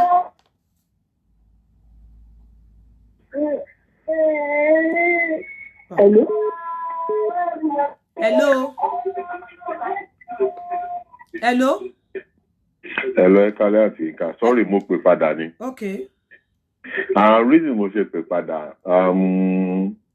ni pé ìgbà wo gan ni Shabarikolo yẹn ṣe Saturday ni for some of us tá kì máa ń gbélé báyìí. Ọ̀la la máa ṣe Shabarikolo. Anybody tó bá anything tó bá win lẹ́ni, the first show will come up tomorrow. What time? 6 o'clock in the evening. 8 o'clock lálẹ́ àbí láàárọ̀? 6 o'clock in the evening, 6 o'clock nírọ̀lẹ́. 6 o'clock. 7 o'clock London, Nigerian time. Hello. Hello. Hello. Hello. Hello, à ń gbọ́ yín o. Hello. Hello, ṣé Shabarikolo lè fẹ́? Shabarikolo yẹn ló dáa because o ní matchmaking yẹn 419 ni most of àwọn ọkùnrin yẹn. Àwọn obìnrin náà wà bẹ́ẹ̀ o. Because ó ti ṣẹlẹ̀ sí mi. Orí platform yìí náà mo dẹ̀ ti rẹ nìyẹn. Tí mo ti travel kó ní state tí mo wà. Tí mo lọ bá níbi tó wà. Still náà, same náà. So Shabarikolo gangan ló dáa. Àwọn ọkùnrin ẹ̀tàn wọn ti pọ̀ jù. Wọn lóbìnrin náà kì í ṣe bẹ́ẹ̀ o. But àǹtí ẹ̀tàn àwọn ọkùnrin yẹn ti pọ̀ jù. They are just like. So ṣé ẹ̀yin sì ṣe ní interest ní ṣé ẹ̀yin máa ní interest nínú Shabarikolo? Bẹ́ẹ̀ni. Okay. Mo note yín. Kéèyàn pọ̀pọ̀yọpọ̀ sójú kan. Ju pé èèyàn ń try pé bóyá èèyàn ní matchmaking náà pé okay, bóyá it's going to come to real. But from the Shabarikolo, anything can happen, you know. For gay matchmaking, most of the men are liars. Most of them are liars, auntie. But ṣé èmi tí yín wá gbé Shabarikolo because Shabarikolo tó bá bọ́ sí yín lọ́wọ́ ṣé mọ̀ pé kò sí story pé mi ò lè dóko ṣé mi yín gbé. Yeah, I mean, tí mo lọ bá for like 5 days. Tí mo fi state mi sílẹ̀ tí mo lọ bá ní state here. And, you know, it was just waste of time and everything, and, you know, could make any sense at all. So, I mean, Shabarikolo, you know, okay, friends with benefits, like, we'll say anything, like, serious, and if it gets to anything, yeah. Then you take your step. Okay. Ẹ ṣé gan. Àwọn tó ti pè, ẹ̀yin tẹ́ ti. Hello? Hello, hello. Yeah, bàbá mi, Shabarikolo àbí matchmaking? Oh, God. 1, 2. Hello? Ẹ kálẹ́ o, Aunty Yinka. Ẹ kálẹ́ mà, ṣé Shabarikolo lẹ fẹ́ àbí matchmaking? Shabarikolo ni o.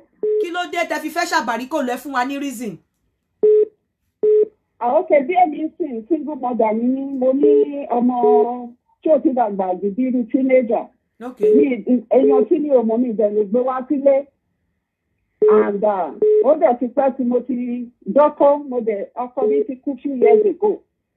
So, òun mo ṣe fẹ́ kẹ́ ṣe Shabarikolo. So, ṣé ẹ̀mí yín wá gba oko báyìí? Ṣé ẹ̀mí yín gba oko? Ṣé mo dẹ̀ ní ìdílé dẹ̀ lè ju dáadáa? Bẹ́ẹ̀ ni o. Ẹ lè dóko dáadáa, ẹ ṣúọ̀. Dáadáa. Mélòó lẹ lè dóko láàrin ọ̀sẹ̀? Kọ́dọ̀ àfúnmẹ́ta sẹ́ni ẹ lè ṣe ni o.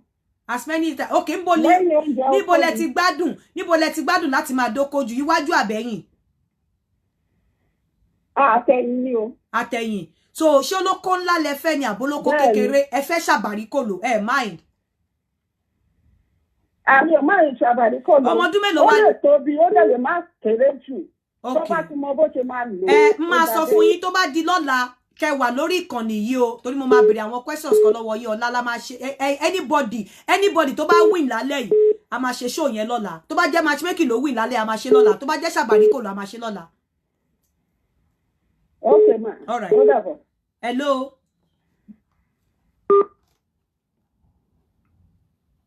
Hello. Ṣé Shabarikolo àbí matchmaking?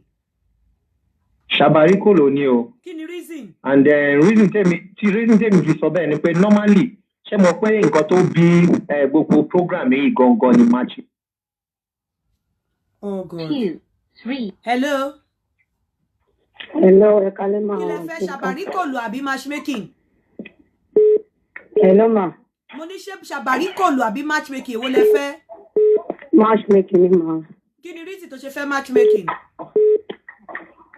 Aunty Yinka, single mother ni ọdẹ ní ọmọ méjì. Ṣé o gbọ́ listen show láti ní adé orí ni ma. Máa gbọ́ ṣé o gbọ́ show yìí láti bẹ̀rẹ̀. Ṣé matchmaking ló fẹ́? Torí o fẹ́ ládé orí. Bẹ́ẹ̀ ni ma. Okay, all right. Mo ti note ẹ. Yes ma. Ẹ ṣé. Hello. Hello. Hello, ìyá mi ṣe wá. Shabarikolo la fẹ́ o. Kí ni reason tẹ́ ṣe fẹ́ Shabarikolo mà? Kò sí àwọn méjèèjì jọ ní responsibility tó fẹ́ ṣe láàrin ara wọn náà. It's like a game, it's like wípé kákanjọ help ara wa ni. Bó ṣe wá mọ̀ wípé Shabarikolo kò sí story pé mo fẹ́ máa wash ẹ kí n tó dú ẹ. Tẹ́ bá Shabarikolo lẹ́yìn ẹ lè dóra yín lọ́túnla kò sí pé jẹ́ kí n máa wash ẹ lọ kí n tó dú ẹ ṣe mọ̀ ṣá. Àlọ́jọ́ àwọn fẹ́jọ help ara wa ni. Àtọ́ bá ní ìdára wọn pé àwọn wá dẹ̀jọ help ara wọn. Ẹ mọ̀ pé máa dóra yín kò sí pé mo fẹ́ dúró mo sì ń check ìwà ẹ̀ náà kò sí yẹn o. Àná. Ẹ ṣé. Lọ́jọ́ gbádùn ara wa. Mélòó wá lè dóko láàrin ọ̀sẹ̀? At least méjì mẹ́ta wà okay ilé wí. Ẹ dẹ̀ mo kódó dáadáa ẹ̀mí yín gbóko Shabarikolo torí ọ̀pọ̀lọpọ̀ àwọn ọkùnrin tó ń Shabarikolo yìí ẹ̀mí wọn ti fẹ́ bọ́ ti pẹ́ tó ti dóbò tí mi bá gba obìnrin mú báyìí àdópa ni ká má rí oṣẹ́ mọ̀. Obìnrin mi gan rẹ̀ gan wà lọ́nà ọpẹ́ tó ti dóko ọpẹ́ táwọn ti dóko gbẹ̀yìn. Okay, all right ma. Show yìí lọ́la kẹwàá mi lórí show lọ́la. Hello. Hello ma. Ṣé Shabarikolo àbí matchmaking? Ìyẹn tí ẹ̀fọ́ mo fẹ́ sọ bọ̀ sí ní lórí gbogbo pẹ̀tẹ́sọ́lé ni mo prefer fẹ́ máa ṣe Shabarikolo lọ. Èmi ò ní jẹ́ bọ́ tí mo fẹ́ sọ̀rọ̀ nípa ní ọ̀rọ̀ tẹ́ kọ́kọ́ sọ nípa obìnrin tó wà ní diaspora tó yẹ pé wọn àtọkọ ìtàn yọ ń pín bills kan àdínkù bẹ́ẹ̀. So mo wá fẹ́ bèrè pé mo gbọ́ yẹn fẹ́ bèrè pé kí ni. Sweetheart mi gbóhùn sókè. Ẹ gbóhùn sókè, mo ní sweetheart mi gbóhùn sókè. Mo ń gbọ́ my darling gbóhùn sókè. Okay, mo fẹ́ bẹ̀rẹ̀ pé tí ìyàwó tí ó bá make bóyá just like $4 more than tọkọ ẹ̀ make tí wọ́n dẹ̀ jọ ń pín bills san ṣé kò yẹ fún ọkùnrin yẹn náà láti máa ran irú obìnrin yẹn lọ́wọ́ nínú ilé bí irú èmi sì yìí alọ́mọ mẹ́ta ọmọ wa kéékèèké ọmọ kéékèèké láti ní so ìtọ́jàgbà jù ní 4 years adẹ̀ ní méjì náà tó yìí kéré so tí èmi lọ́wọ́ ọkọ mi lọ́wọ́ tajọ́ fún ibi òsàn ṣé ọkọ mi náà ò lẹ́tọ̀ọ́ láti máa ràn mí lọ́wọ́ nínú ilé nígbà míì bóyá ti bá lọ bí ṣẹ́ǹsì bóyá ti dé lálẹ́ níbi aago 10:00 alẹ́. Mo ń gbọ́ mo understand nǹkan tóbìnrin fẹ́ sọ hello mo fẹ́ kó land ọ̀rọ̀ yìí. Alábìnú mà, mo ń gbọ́ yín mà. Mo ń gbọ́ yín pé kó bẹ́ẹ̀ máa fọ abọ́ fọ àwo nínú ilé àbí.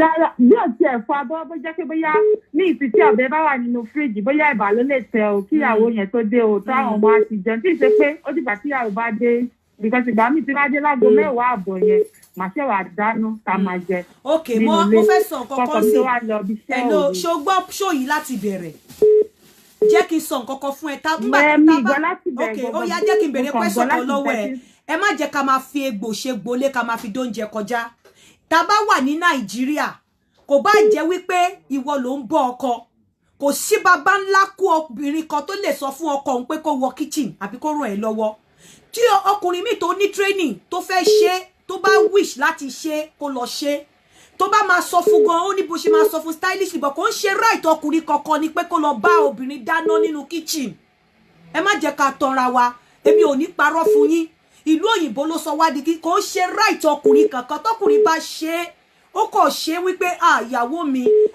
ó ti ṣe wàhálà lọ bẹ́ẹ̀ tí ọkùnrin ò bá wá fẹ́ ṣe náà o lè fi style kó o fi sọ fún pọ̀ tó bá kọ̀ tí ò bá fẹ́ ṣe ó gbúdọ̀ force ò dẹ̀ lè sọ fún torí pé kò ń ṣe right ọkùnrin kankan láti ṣe kò sí nínú àṣà wa.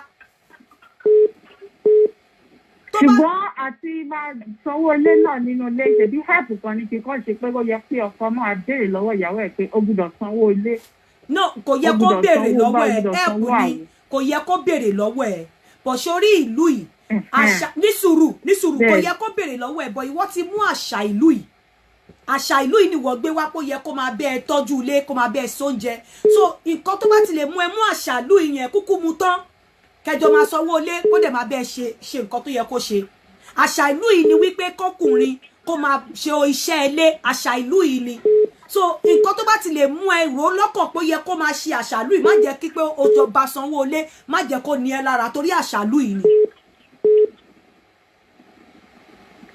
so náà kan náà torí nǹkan tí mo gbọ́ tẹ́ sọ náà tẹ́lẹ̀ ni pé téèyàn bá mú àṣà ìlú yìí because bẹ́ẹ̀ ni ṣe máa ń rí o ọkùnrin kan máa ń fẹ́ pé ẹ̀sìn àṣà ìlú yìí láti ran ọkọ ẹ̀ lọ́wọ́ fún obìnrin láti ran ọkọ ẹ̀ lọ́wọ́ which is normal tí mo tẹ̀ máa ń ṣe dáadáa on a normal day but pé kọ́kọ́ wá demand gangan pé ó gbúdọ̀ sanwó lé ní sùúrù nǹkan tó ṣe mọ̀ pé wọ́n ń demand nsìn ìwọ́n ń demand nsìn pé ó yẹ kó ṣe nǹkan báyìí tí ọkùnrin ẹ bá tó o lè gbójú kó lọ sọ fún bọ̀ mọ̀ pa ṣàlù yìí ni nǹkan tó bá ti lè mú ẹ lọ sọ fún àṣàlù yìí náà ni kẹjọ sanwó ilé ọkùnrin òun sábà sanwó ilé dá sanwó ilé ń bí àṣàlù yìí ni so nǹkan tó bá ti lè mú ẹ expect pé kó bẹ́ẹ̀ fa bọ́ ìwọ náà gba àṣàlù yìí kẹjọ máa sanwó ilé àṣàlù yìí ni torí tẹ bá jọ wà ní Nàìjíríà o ò ní lè sọ fún pé kó bẹ́ẹ̀ fa bọ́ so ẹ ti jọ wà ń bì í nìyẹn kó bẹ́ẹ̀ fa bọ́ kẹjọ máa sanwó ilé àṣà ìlú yìí ni. Okay, ma, all right. So má jẹ́ kí yẹ dìjà ó yá mi ilé ẹ̀ ò ní dàrú o ẹjọ́ máa manage ẹ̀ bẹ́ẹ̀. All right. Amima. Hello. Hello. Hello, ẹgbọ́n sókè o matchmaking àbí Shabarikolo. Hello, àti nǹkan. À ń gbọ́ yín matchmaking àbí Shabarikolo. Hello. Ara nǹkan ta ní káwọn èèyàn wá máa ṣe. Tẹ́ bá ti fẹ́ pè ẹ lè fẹ́ pè mí kẹ́ tún fẹ́ gbọ́ nǹkan at the same time. Ẹ máa kúrò lẹ́gbẹ̀ẹ́ bí tẹ́ ti fẹ́ gbọ́ nǹkan. So far ẹ jẹ́ n fún yín ní result. Má fún yín ní result nsìn o. So far 2, 3. Hello? Ẹ jẹ́ n fún yín ní result. 1 2 3 4 5 6. Okay. Ẹ jọ̀ọ́ ẹ̀yin náà máa bá mi kọ́lẹ̀ o. Kọ́ má ní pé bóyá mo ṣàwọn o. Ẹ máa 7. bóyá mo ṣe èké. Hello? Hello? Hello. Hello, Angoyo. Matchmaking àbí Shabarikolo? Shabarikolo le mẹ́tọ̀ fún. Kí ni reason tẹ́ ṣe fẹ́ Shabarikolo? Shabarikolo yẹn mọ̀ pé ọdún mo ti ṣe mo kàn gbọ́ program mi ni but as in tí o bá ti mọ́ra as in you should just start kamamigu lọ straight away. Okay, ṣé Shabarikolo yẹn ṣé wọ gangan náà fẹ́ ṣe? I'm a single person mi níyàwó mo dẹ̀ tí mi kankan so as in mo work me try láti meet up pẹ̀lú matchmaking but Shabarikolo you can know where we stand from. Ẹ̀ta máa mo ti bẹ̀rẹ̀. Ṣé o mọ̀ pé ṣé o lówó lọ́wọ́ ṣé o ń ṣiṣẹ́? Shabarikolo kò sí fọ́lẹ̀ o, kò sí fún pé I never chop o. Ṣé o níṣẹ́ lọ́wọ́? Mo níṣẹ́ tí mo ń ṣe lọ́wọ́ bọ̀. Mo níṣẹ́ at the work. Bọ̀ ṣé o mọ̀ wípé obìnrin ò ní bí ẹ gbọ́ bí from the beginning. Tẹ́ bá wá dé next level ẹ lè jọ ó lè wá máa ràn ẹ́ lọ́wọ́ but from the beginning ìwọ ló máa tọ́jú obìnrin. Mi gbọ́ngàn tẹ́ tán bẹ́ẹ̀. Láti tẹ́ bá kọ́kọ́ bẹ̀rẹ̀ ìwọ ló máa tọ́jú obìnrin. Ṣé o mọ̀ ṣá? I don't mind tó bá ti wà too expensive fún mi. No, kò ní wà too expensive but ìwọ ló máa tọ́jú obìnrin ní bẹ̀rẹ̀. Tó bá wá yá ilé wá take sí next level. Yeah, I don't mind that. Yeah, okay, yeah. All right. So hello.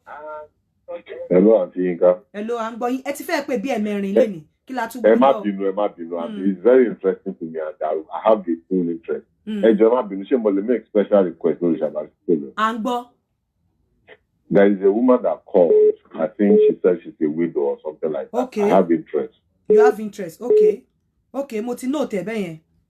Okay, all right. Okay. That's what I want to say. Okay. That's my number there. All right. Okay. Okay. All right. All right. Hello. Hello, Auntie Yinka ẹ kálẹ́ mà. À ń gbọ́ yín o Shabarikolo àbí Matchmaking. Shabarikolo la wá fẹ́ o. Shabarikolo ló fẹ́ wa. Kí ni reason? Kí ni reason? Ilé àwa báyìí jẹ́ pé ọmọ sáré wá ṣe wọn ọwọ́ kan máa sá lọ báyà àfẹ́. Shabarikolo la fẹ́ abọ́mọ pé yes based on Shabarikolo ni. Kò ní sí wàhálà pẹ̀lú anybody. Okay, mo ń gbọ́ yín. Ṣé ẹ̀mí yín wá gbé ọkùnrin? Mélòó lẹ lè ṣe láàrin ọ̀sẹ̀? Auntie Yinka, pàtì mò ń gbé fún yín báyẹn ti dé àwa wà ọ̀tọ̀ọ̀pù yìí o, àṣà o. Máì láti já ọkọ ọlọ́kọ gbà tó bá tí ìyàwó ẹ̀ bá slack. Kí lẹ rí bà? Máì láti fòbò gbọ́kọ lọ́kọ. Hello. Hello, Auntie Yinka. Shabarikolo àbí matchmaking? Shabarikolo ni o, Shabarikolo. Kí ni reason? Irú mi sì báyìí single mother lè mi. Ẹni tí mo dẹ̀ fẹ́ tó bẹ̀rẹ̀ òun ò like sex, èmi dẹ̀ like sex. So tó bá jẹ́ Shabarikolo from there èèyàn máa mọ ara èèyàn dáadáa. Okay. Ṣé Shabarikolo tí mind the married man ṣé ẹ ready láti jagbà? Me mind the married man o. Okay. Anyway, another good news. Tó bá ti good on bed. Okay, ẹ ṣé. Hello. Hello, ọmọ yẹn owó jù orí o. Ó mà san. Shabarikolo àbí Shabarikolo ló wà òkè. Kí ló dé ṣẹ́yìn náà fẹ́ Shabarikolo ni? Èyí ni ò fẹ́ Shabarikolo torí èmi àbíyáwó mi wà òkè ṣùgbọ́n bí mo fi ń gbọ́ program yẹn wọn ní interest mo láìkí mo rí pé Shabarikolo yẹn ló máa wúlò fáwọn èèyàn jù. Okay. Okay, ẹ ṣé sà. Hello. Hello? Hello? Hello?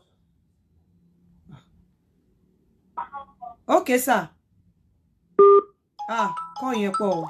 Hello? Hello. Hello, auntie. Yo Shabarikolo lè fẹ́ àbí matchmaking? Shabarikolo ni o. Kí ló dé tẹ́ fi fẹ́ Shabarikolo? Shabarikolo better matchmaking because kò sí attachment kankan lọ títí ńbẹ̀. Kí lẹ mean? Everybody fẹ́ dóko ni. So yes, so it's not bad work. It's not bad work, I'm adora wa lọ ni. Ṣé wá mọ̀ wípé Shabarikolo kò sí pé I'm still watching you. I'm still trying to see if I can sort things out with you. Bẹ́ẹ̀ bá ríra yín lẹ́ni lọ́la báyìí. Ẹ ń lọ ni. Ṣé ẹ mọ̀ bẹ́ẹ̀? Ó ti yá aunty. Ṣé yín náà ní interest no Shabarikolo ni? Bẹ́ẹ̀ni. Kẹ́ wà lórí ìkànnì yìí lọ́la o. Ṣé ti gbọ́? Ọ̀làgọ́ ẹni tó bá ti win lẹ́ni á pàdé lọ́la ní ìrọ̀lẹ́ ní 6 o'clock la máa ṣe kinní yẹn. Okay. Ẹ jẹ́ kí sáré kọ kinní yín bẹ́ẹ̀.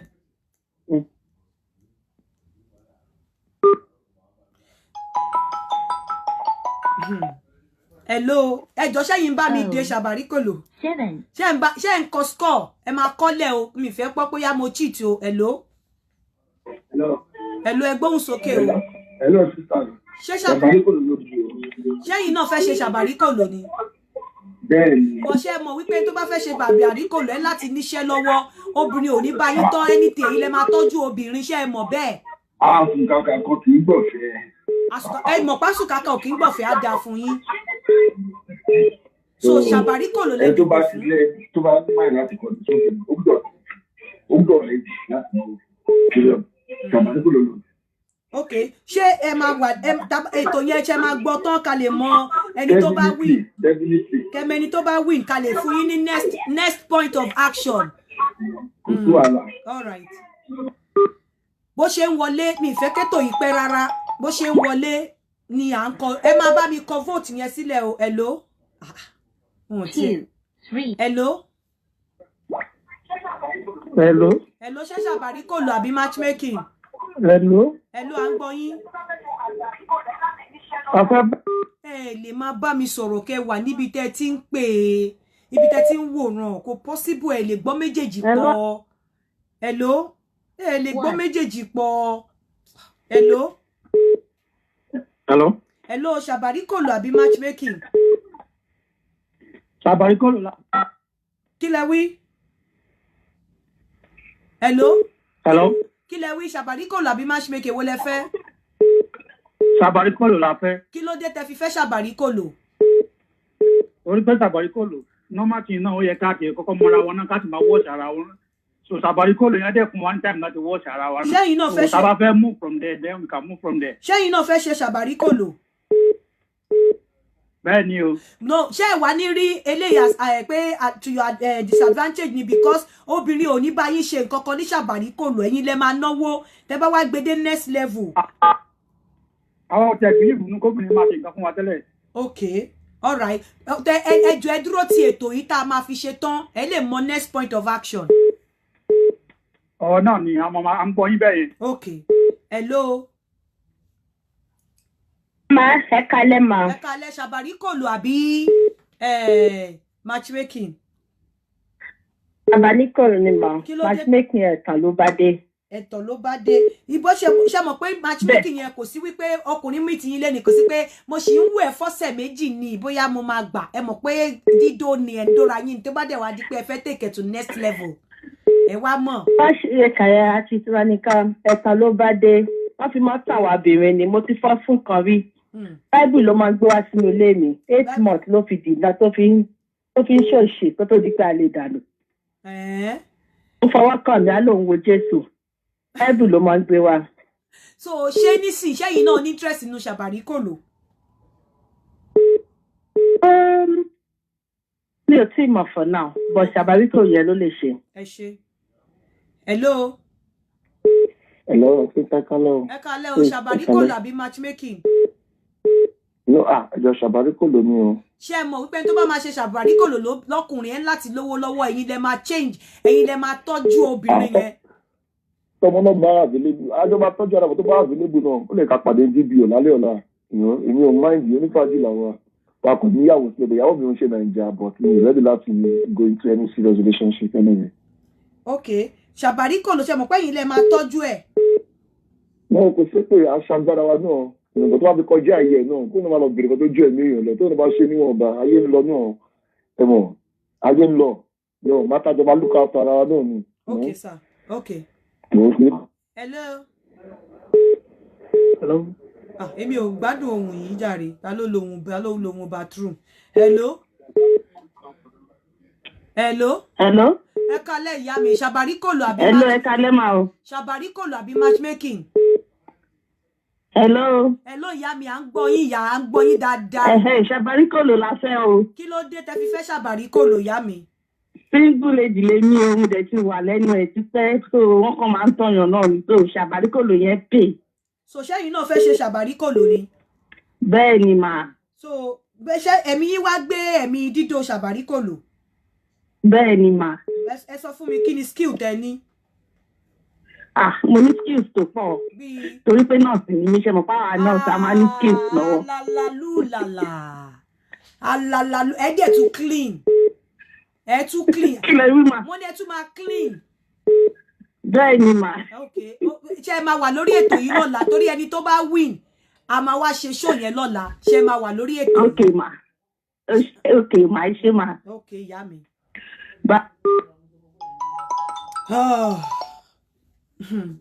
Hello. 1.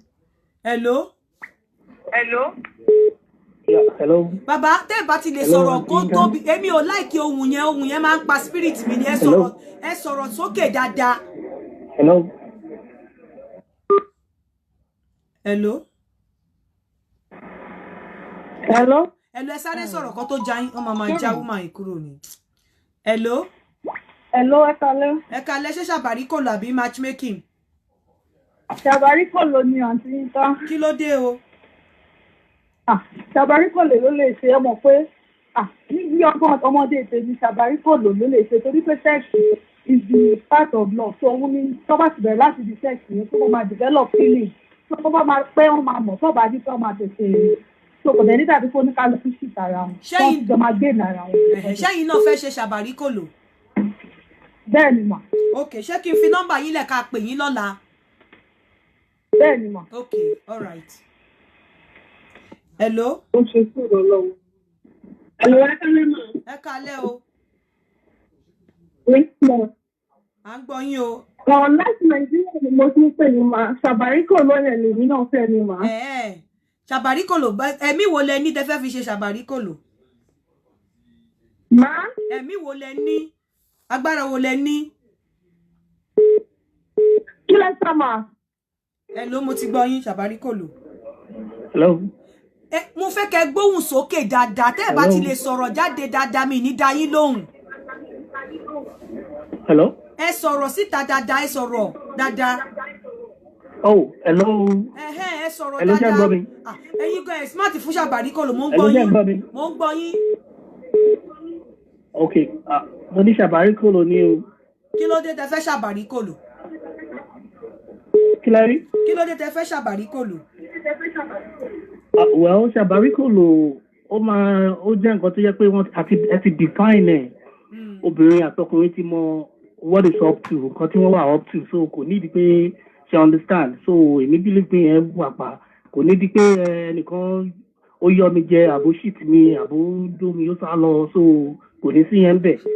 Which is at least gbogbo dating site náà o meet èèyàn ní on a neutral level, so ẹ̀yin lẹ́jọ́ mọ̀ nǹkan tẹ́ bá ẹjọ́ ní mind. So tó bá dẹ̀ yìí tó di nǹkan mi fine, no problem. Ẹ ṣé gan. Hello. Hello, ma ẹ kálẹ́ mà. Shabarikolo àbí matchmaking? Ẹjọ́ mà Shabarikolo ni o. Kí ló dé? Báyìí tó ṣe dìbò fún Shabarikolo. Àwọn tí ọkọ ilé ti di ọkọ ta kóbo tiwa náà di ti ká mà. Àwọn tí kí ni oko ilé ti di oko ta? Bẹ́ẹ̀ ni mà. Kóbo tiwa náà di ti ta. Ṣé wọn lọ́kọ́ lé ni? Bẹ́ẹ̀ ni mà. Ó wá fẹ́ máa dókó ń ta. Bẹ́ẹ̀ ni mà. Kí ló dé? Àròjọ ọkọ ńlẹ̀ ni mà.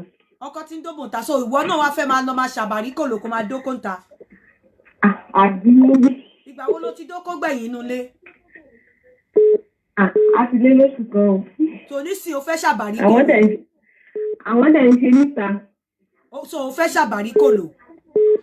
Bẹ́ẹ̀ ni mà. Okay, ó dọ̀la. Hello. Hello, ẹ kálẹ́ mà. Ẹ kálẹ́ sà Shabarikolo àbí matchmaking gangan. Shabarikolo ni mà. Ṣé níṣẹ́ lọ́wọ́ ṣe mọ̀ pé ẹni tó bá níṣẹ́ lọ́wọ́ ló ń Shabarikolo. Of course. Ṣé mọ̀ pé obìnrin Shabarikolo ní náà nǹkan kan fún yín. Yeah, I understand. Okay, ṣé mo try láti get number yìí ni o. Ṣé yín náà ní interest lórí Shabarikolo? I'm interested. Okay. Dúró di mo show yìí o kẹ́ bá lè mọ nǹkan tá máa sọ after tá bá ti parí show torí mo ti fẹ́ round off nísìn. Oh no, mo sọ wọ́n ní Shabarikolo sir. Mo ní kẹ́ lì mo show yìí títí máa fi ṣe tán. Okay. Thank you very much. All right. Mo ti fẹ́ ṣe hello.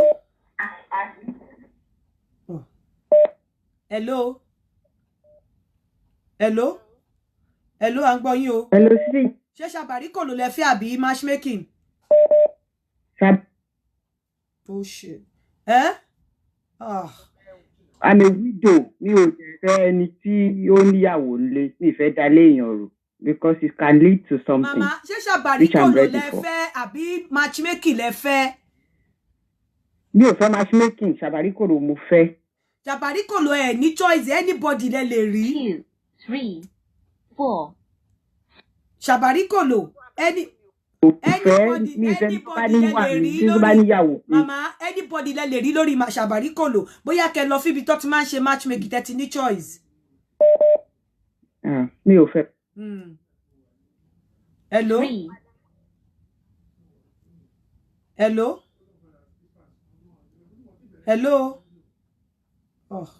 Ẹ mọ̀ nǹkan tó ṣẹlẹ̀ mo ti ní 493 missed calls. Hello. 7. Kábíyèsí o. Hello. Hello. Ẹ gbóhùn sókè Shabarikolo matchmaking. Shabarikolo ni o. Ṣé lówó lọ́wọ́ ṣé ẹ níṣẹ́ lọ́wọ́ tẹ́ fi tọ́jú obìnrin. Pẹ̀lú ògo Ọlọ́run ọmọ Èkó lè mi. Ṣé mọ̀ pé obìnrin kankan ò ní bá yín gbé nǹkan kan. Mo wà báyìí. Ní lọ gbá máàṣì nílé obìnrin o. Ẹ bá fẹ́ Shabarikolo máa ní hotel. Agbára Ọlọ́run ká. Okay sir. Mi fẹ́ gbé kọ́ mọ́. Hello. Yeah. Hello. Shabarikolo matchmaking. Okay, mo ti kọ́lẹ̀. Okay. Hello. Ẹ gbóhùn sókè kíákíá wọ́n á já yín dànù sí Shabarikolo àbí matchmaking. 3. Shabarikolo ni mo fẹ́ mà. Okay. Mi ti ẹ lè record ẹ mọ́. 4. Mi ti ẹ lè record ẹ mọ́. Hello. Ẹ jọ̀ọ́ gbogbo yín tẹ́ record online. Ẹ fún mi ní figure tó jẹ́ ẹ kalẹ̀ Shabarikolo àbí matchmaking. Shabarikolo mo fẹ́ o. Okay. Ẹ fún mi ní figure tó jẹ́ gbogbo yín tẹ́ ti record online. Hello. Shabarikolo matchmaking. Ẹ kú ètò mà. Shabarikolo àbí matchmaking.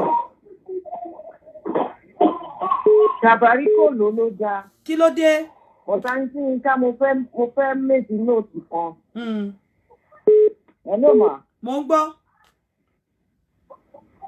Ṣé rí àwọn married woman tó ń pè wọlé rẹ̀?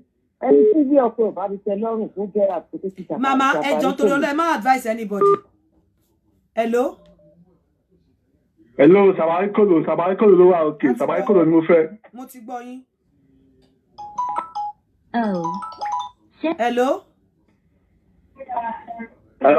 Hello, kí lẹ fẹ́? Shabarikolo àbí? Shabarikolo. Okay, àfi Shabarikolo náà. Ẹ má jẹ́ ká gbé call mọ́. Ẹ má jẹ́ gbé call mọ́. Ẹ fún mi ní figure o ẹ̀yin 30k. Hello. Shabarikolo or matchmaking? 1, 9, 0, 8, 7. Hello,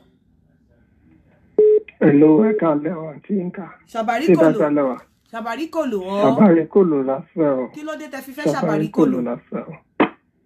Àwa single so. Ẹ̀yin single. At least you start from somewhere, Okay. All right. Ẹ ṣé. Now, oh God, I don't want to pick calls again. Hello, I want to really end this show. Hello? Hello, Shabarikolo. Shabarikolo. No, I'm not picking any calls again. 4.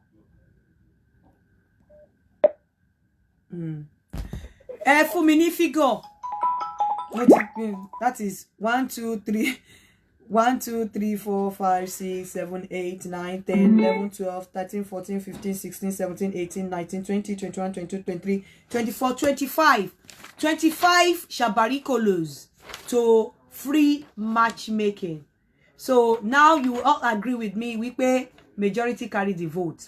So Shabarikolo has come to stay.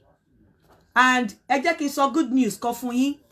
Shabarikolo has come to stay. And go tí website yẹn bá bẹ̀rẹ̀, tí site yẹn bá bẹ̀rẹ̀, ní gbogbo àgbáyé lẹ ti lè Shabarikolo. Tó bá lọ sórí website yẹn tó click on Afghanistan, á gbé gbogbo states tó wà London Afghanistan ibikíbi tó bá wà ńbẹ̀. Tó bá lọ sí United Emirates, á gbé gbogbo. Tó bá wà ní Dubai, wà lọ síbẹ̀. Tó bá wà l'America, tó bá click on kó tó ready. A máa ṣe Shabarikolo show lọ́la ní 6 p.m. Gbogbo ẹ̀yin ọkùnrin oní Shabarikolo tẹ́ fẹ́ ṣe Shabarikolo mo ti sọ lẹ́ǹkan sí. Ẹ̀yin lẹ máa tọ́jú obìnrin 1 2. Kò sí make sure pé kò sí management àbí managing nínú oko yín. Pé oko yín dúró dédé. Kò ń ṣe ẹ̀yin ọkùnrin onídìí onífùrọ̀ rírùn. Ẹ̀yin ọkùnrin onígbẹ́ diarrhea, onígbẹ́ tó rùn bíi ti màálù. Ẹ̀yin ọkùnrin tẹ́ clean ni because obìnrin tó bá máa jáde pẹ̀lú ẹni ọkùnrin láti ní attraction. So tó bá neat kó dàbí ẹni tẹ́bi ń pa. Kó look tattered, kó look very dirty, kó look tacky, obìnrin ò ní tẹ̀lé ẹ. So ọkùnrin tó bá fẹ́ Shabarikolo, ọkùnrin tó clean, tó neat, tó níṣẹ́ lọ́wọ́, ọkùnrin tó ní manners, ọkùnrin tí kò ṣe pé kó máa lọ sílé obìnrin for the first time, kó gbé aṣọ iṣẹ́ lọ, kó ní I'm just coming from work. Ọkùnrin tó mọ̀ pé first impression goes a long way. Ó ní Shabarikolo because anything tóbìnrin bá máa ṣe fún ẹ, attraction láti wà ńbẹ̀. So apart from pé o ní owó, o láti tún ní oko lọ́wọ́, o dẹ̀ láti lè mọ oko ẹ lò on Shabarikolo. Obìnrin tó bá máa Shabarikolo kò ṣe obìnrin oní excuses àbí obìnrin oní rules, pé street rules, pé mo mọ̀ pé mo ṣe mọ̀ ẹni, mo ṣe mọ̀ ẹ ò sí ńbẹ̀ o. Kò ṣe obìnrin mo ṣì ń wù ẹ́ for a month náà, kò sí ńbẹ̀. Tó bá mọ̀ pé fẹ́ lọ sí orí mi ò ṣe matchmaking Shabarikolo ni àwọn platform wà tó ti ṣe matchmaking tó yẹ pé o lè dúró kó wo ọkùnrin for 6 months kẹ́ tó dóra yín. Ẹ lè máa ṣọ́ra yín for 6 months, o lè lọ sí orí other platform, but platform tèmi is strictly Shabarikolo.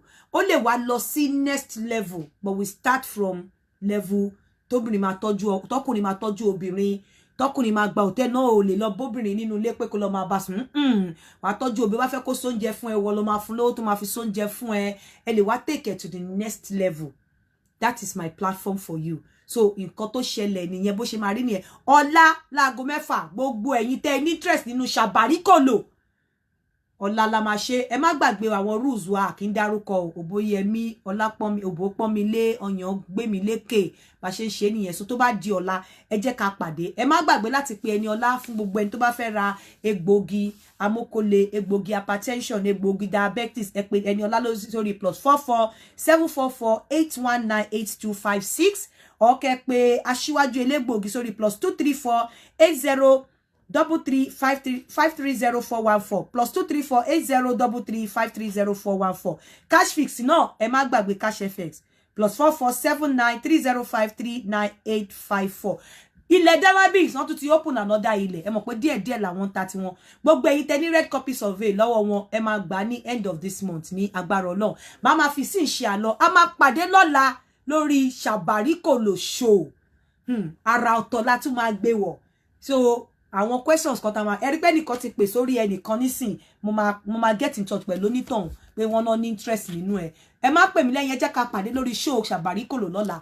Ire o, love you all. Ẹni tó bá dẹ̀ fẹ́ bá mi sọ̀rọ̀ ẹ lọ sórí www.yinkatntconsulting.com www.yinkatntconsulting.com. Gbogbo ẹ̀yin tẹ́ wà ní Dubai, Afghanistan, Oman, ẹ má jáyà, gbogbo yín ní Shabarikolo máa débẹ̀. but make sure you have any ID because you ma verify ID yín torí ká lè protect data yín. Amo data kini protection or protect nikan níbí báyìí ká lè protect yes www.yinkatntconsulting.com ká lè protect àwọn IDs yín ká lè protect ara yín so ẹ láti verify pé ẹ̀yin ni kẹ́ tó débẹ̀. A máa ríra láyọ̀ lọ́la ní aago 6 Shabarikolo show. Bye for now. Ẹ tó bá fẹ́ ṣe matchmaking. Bye.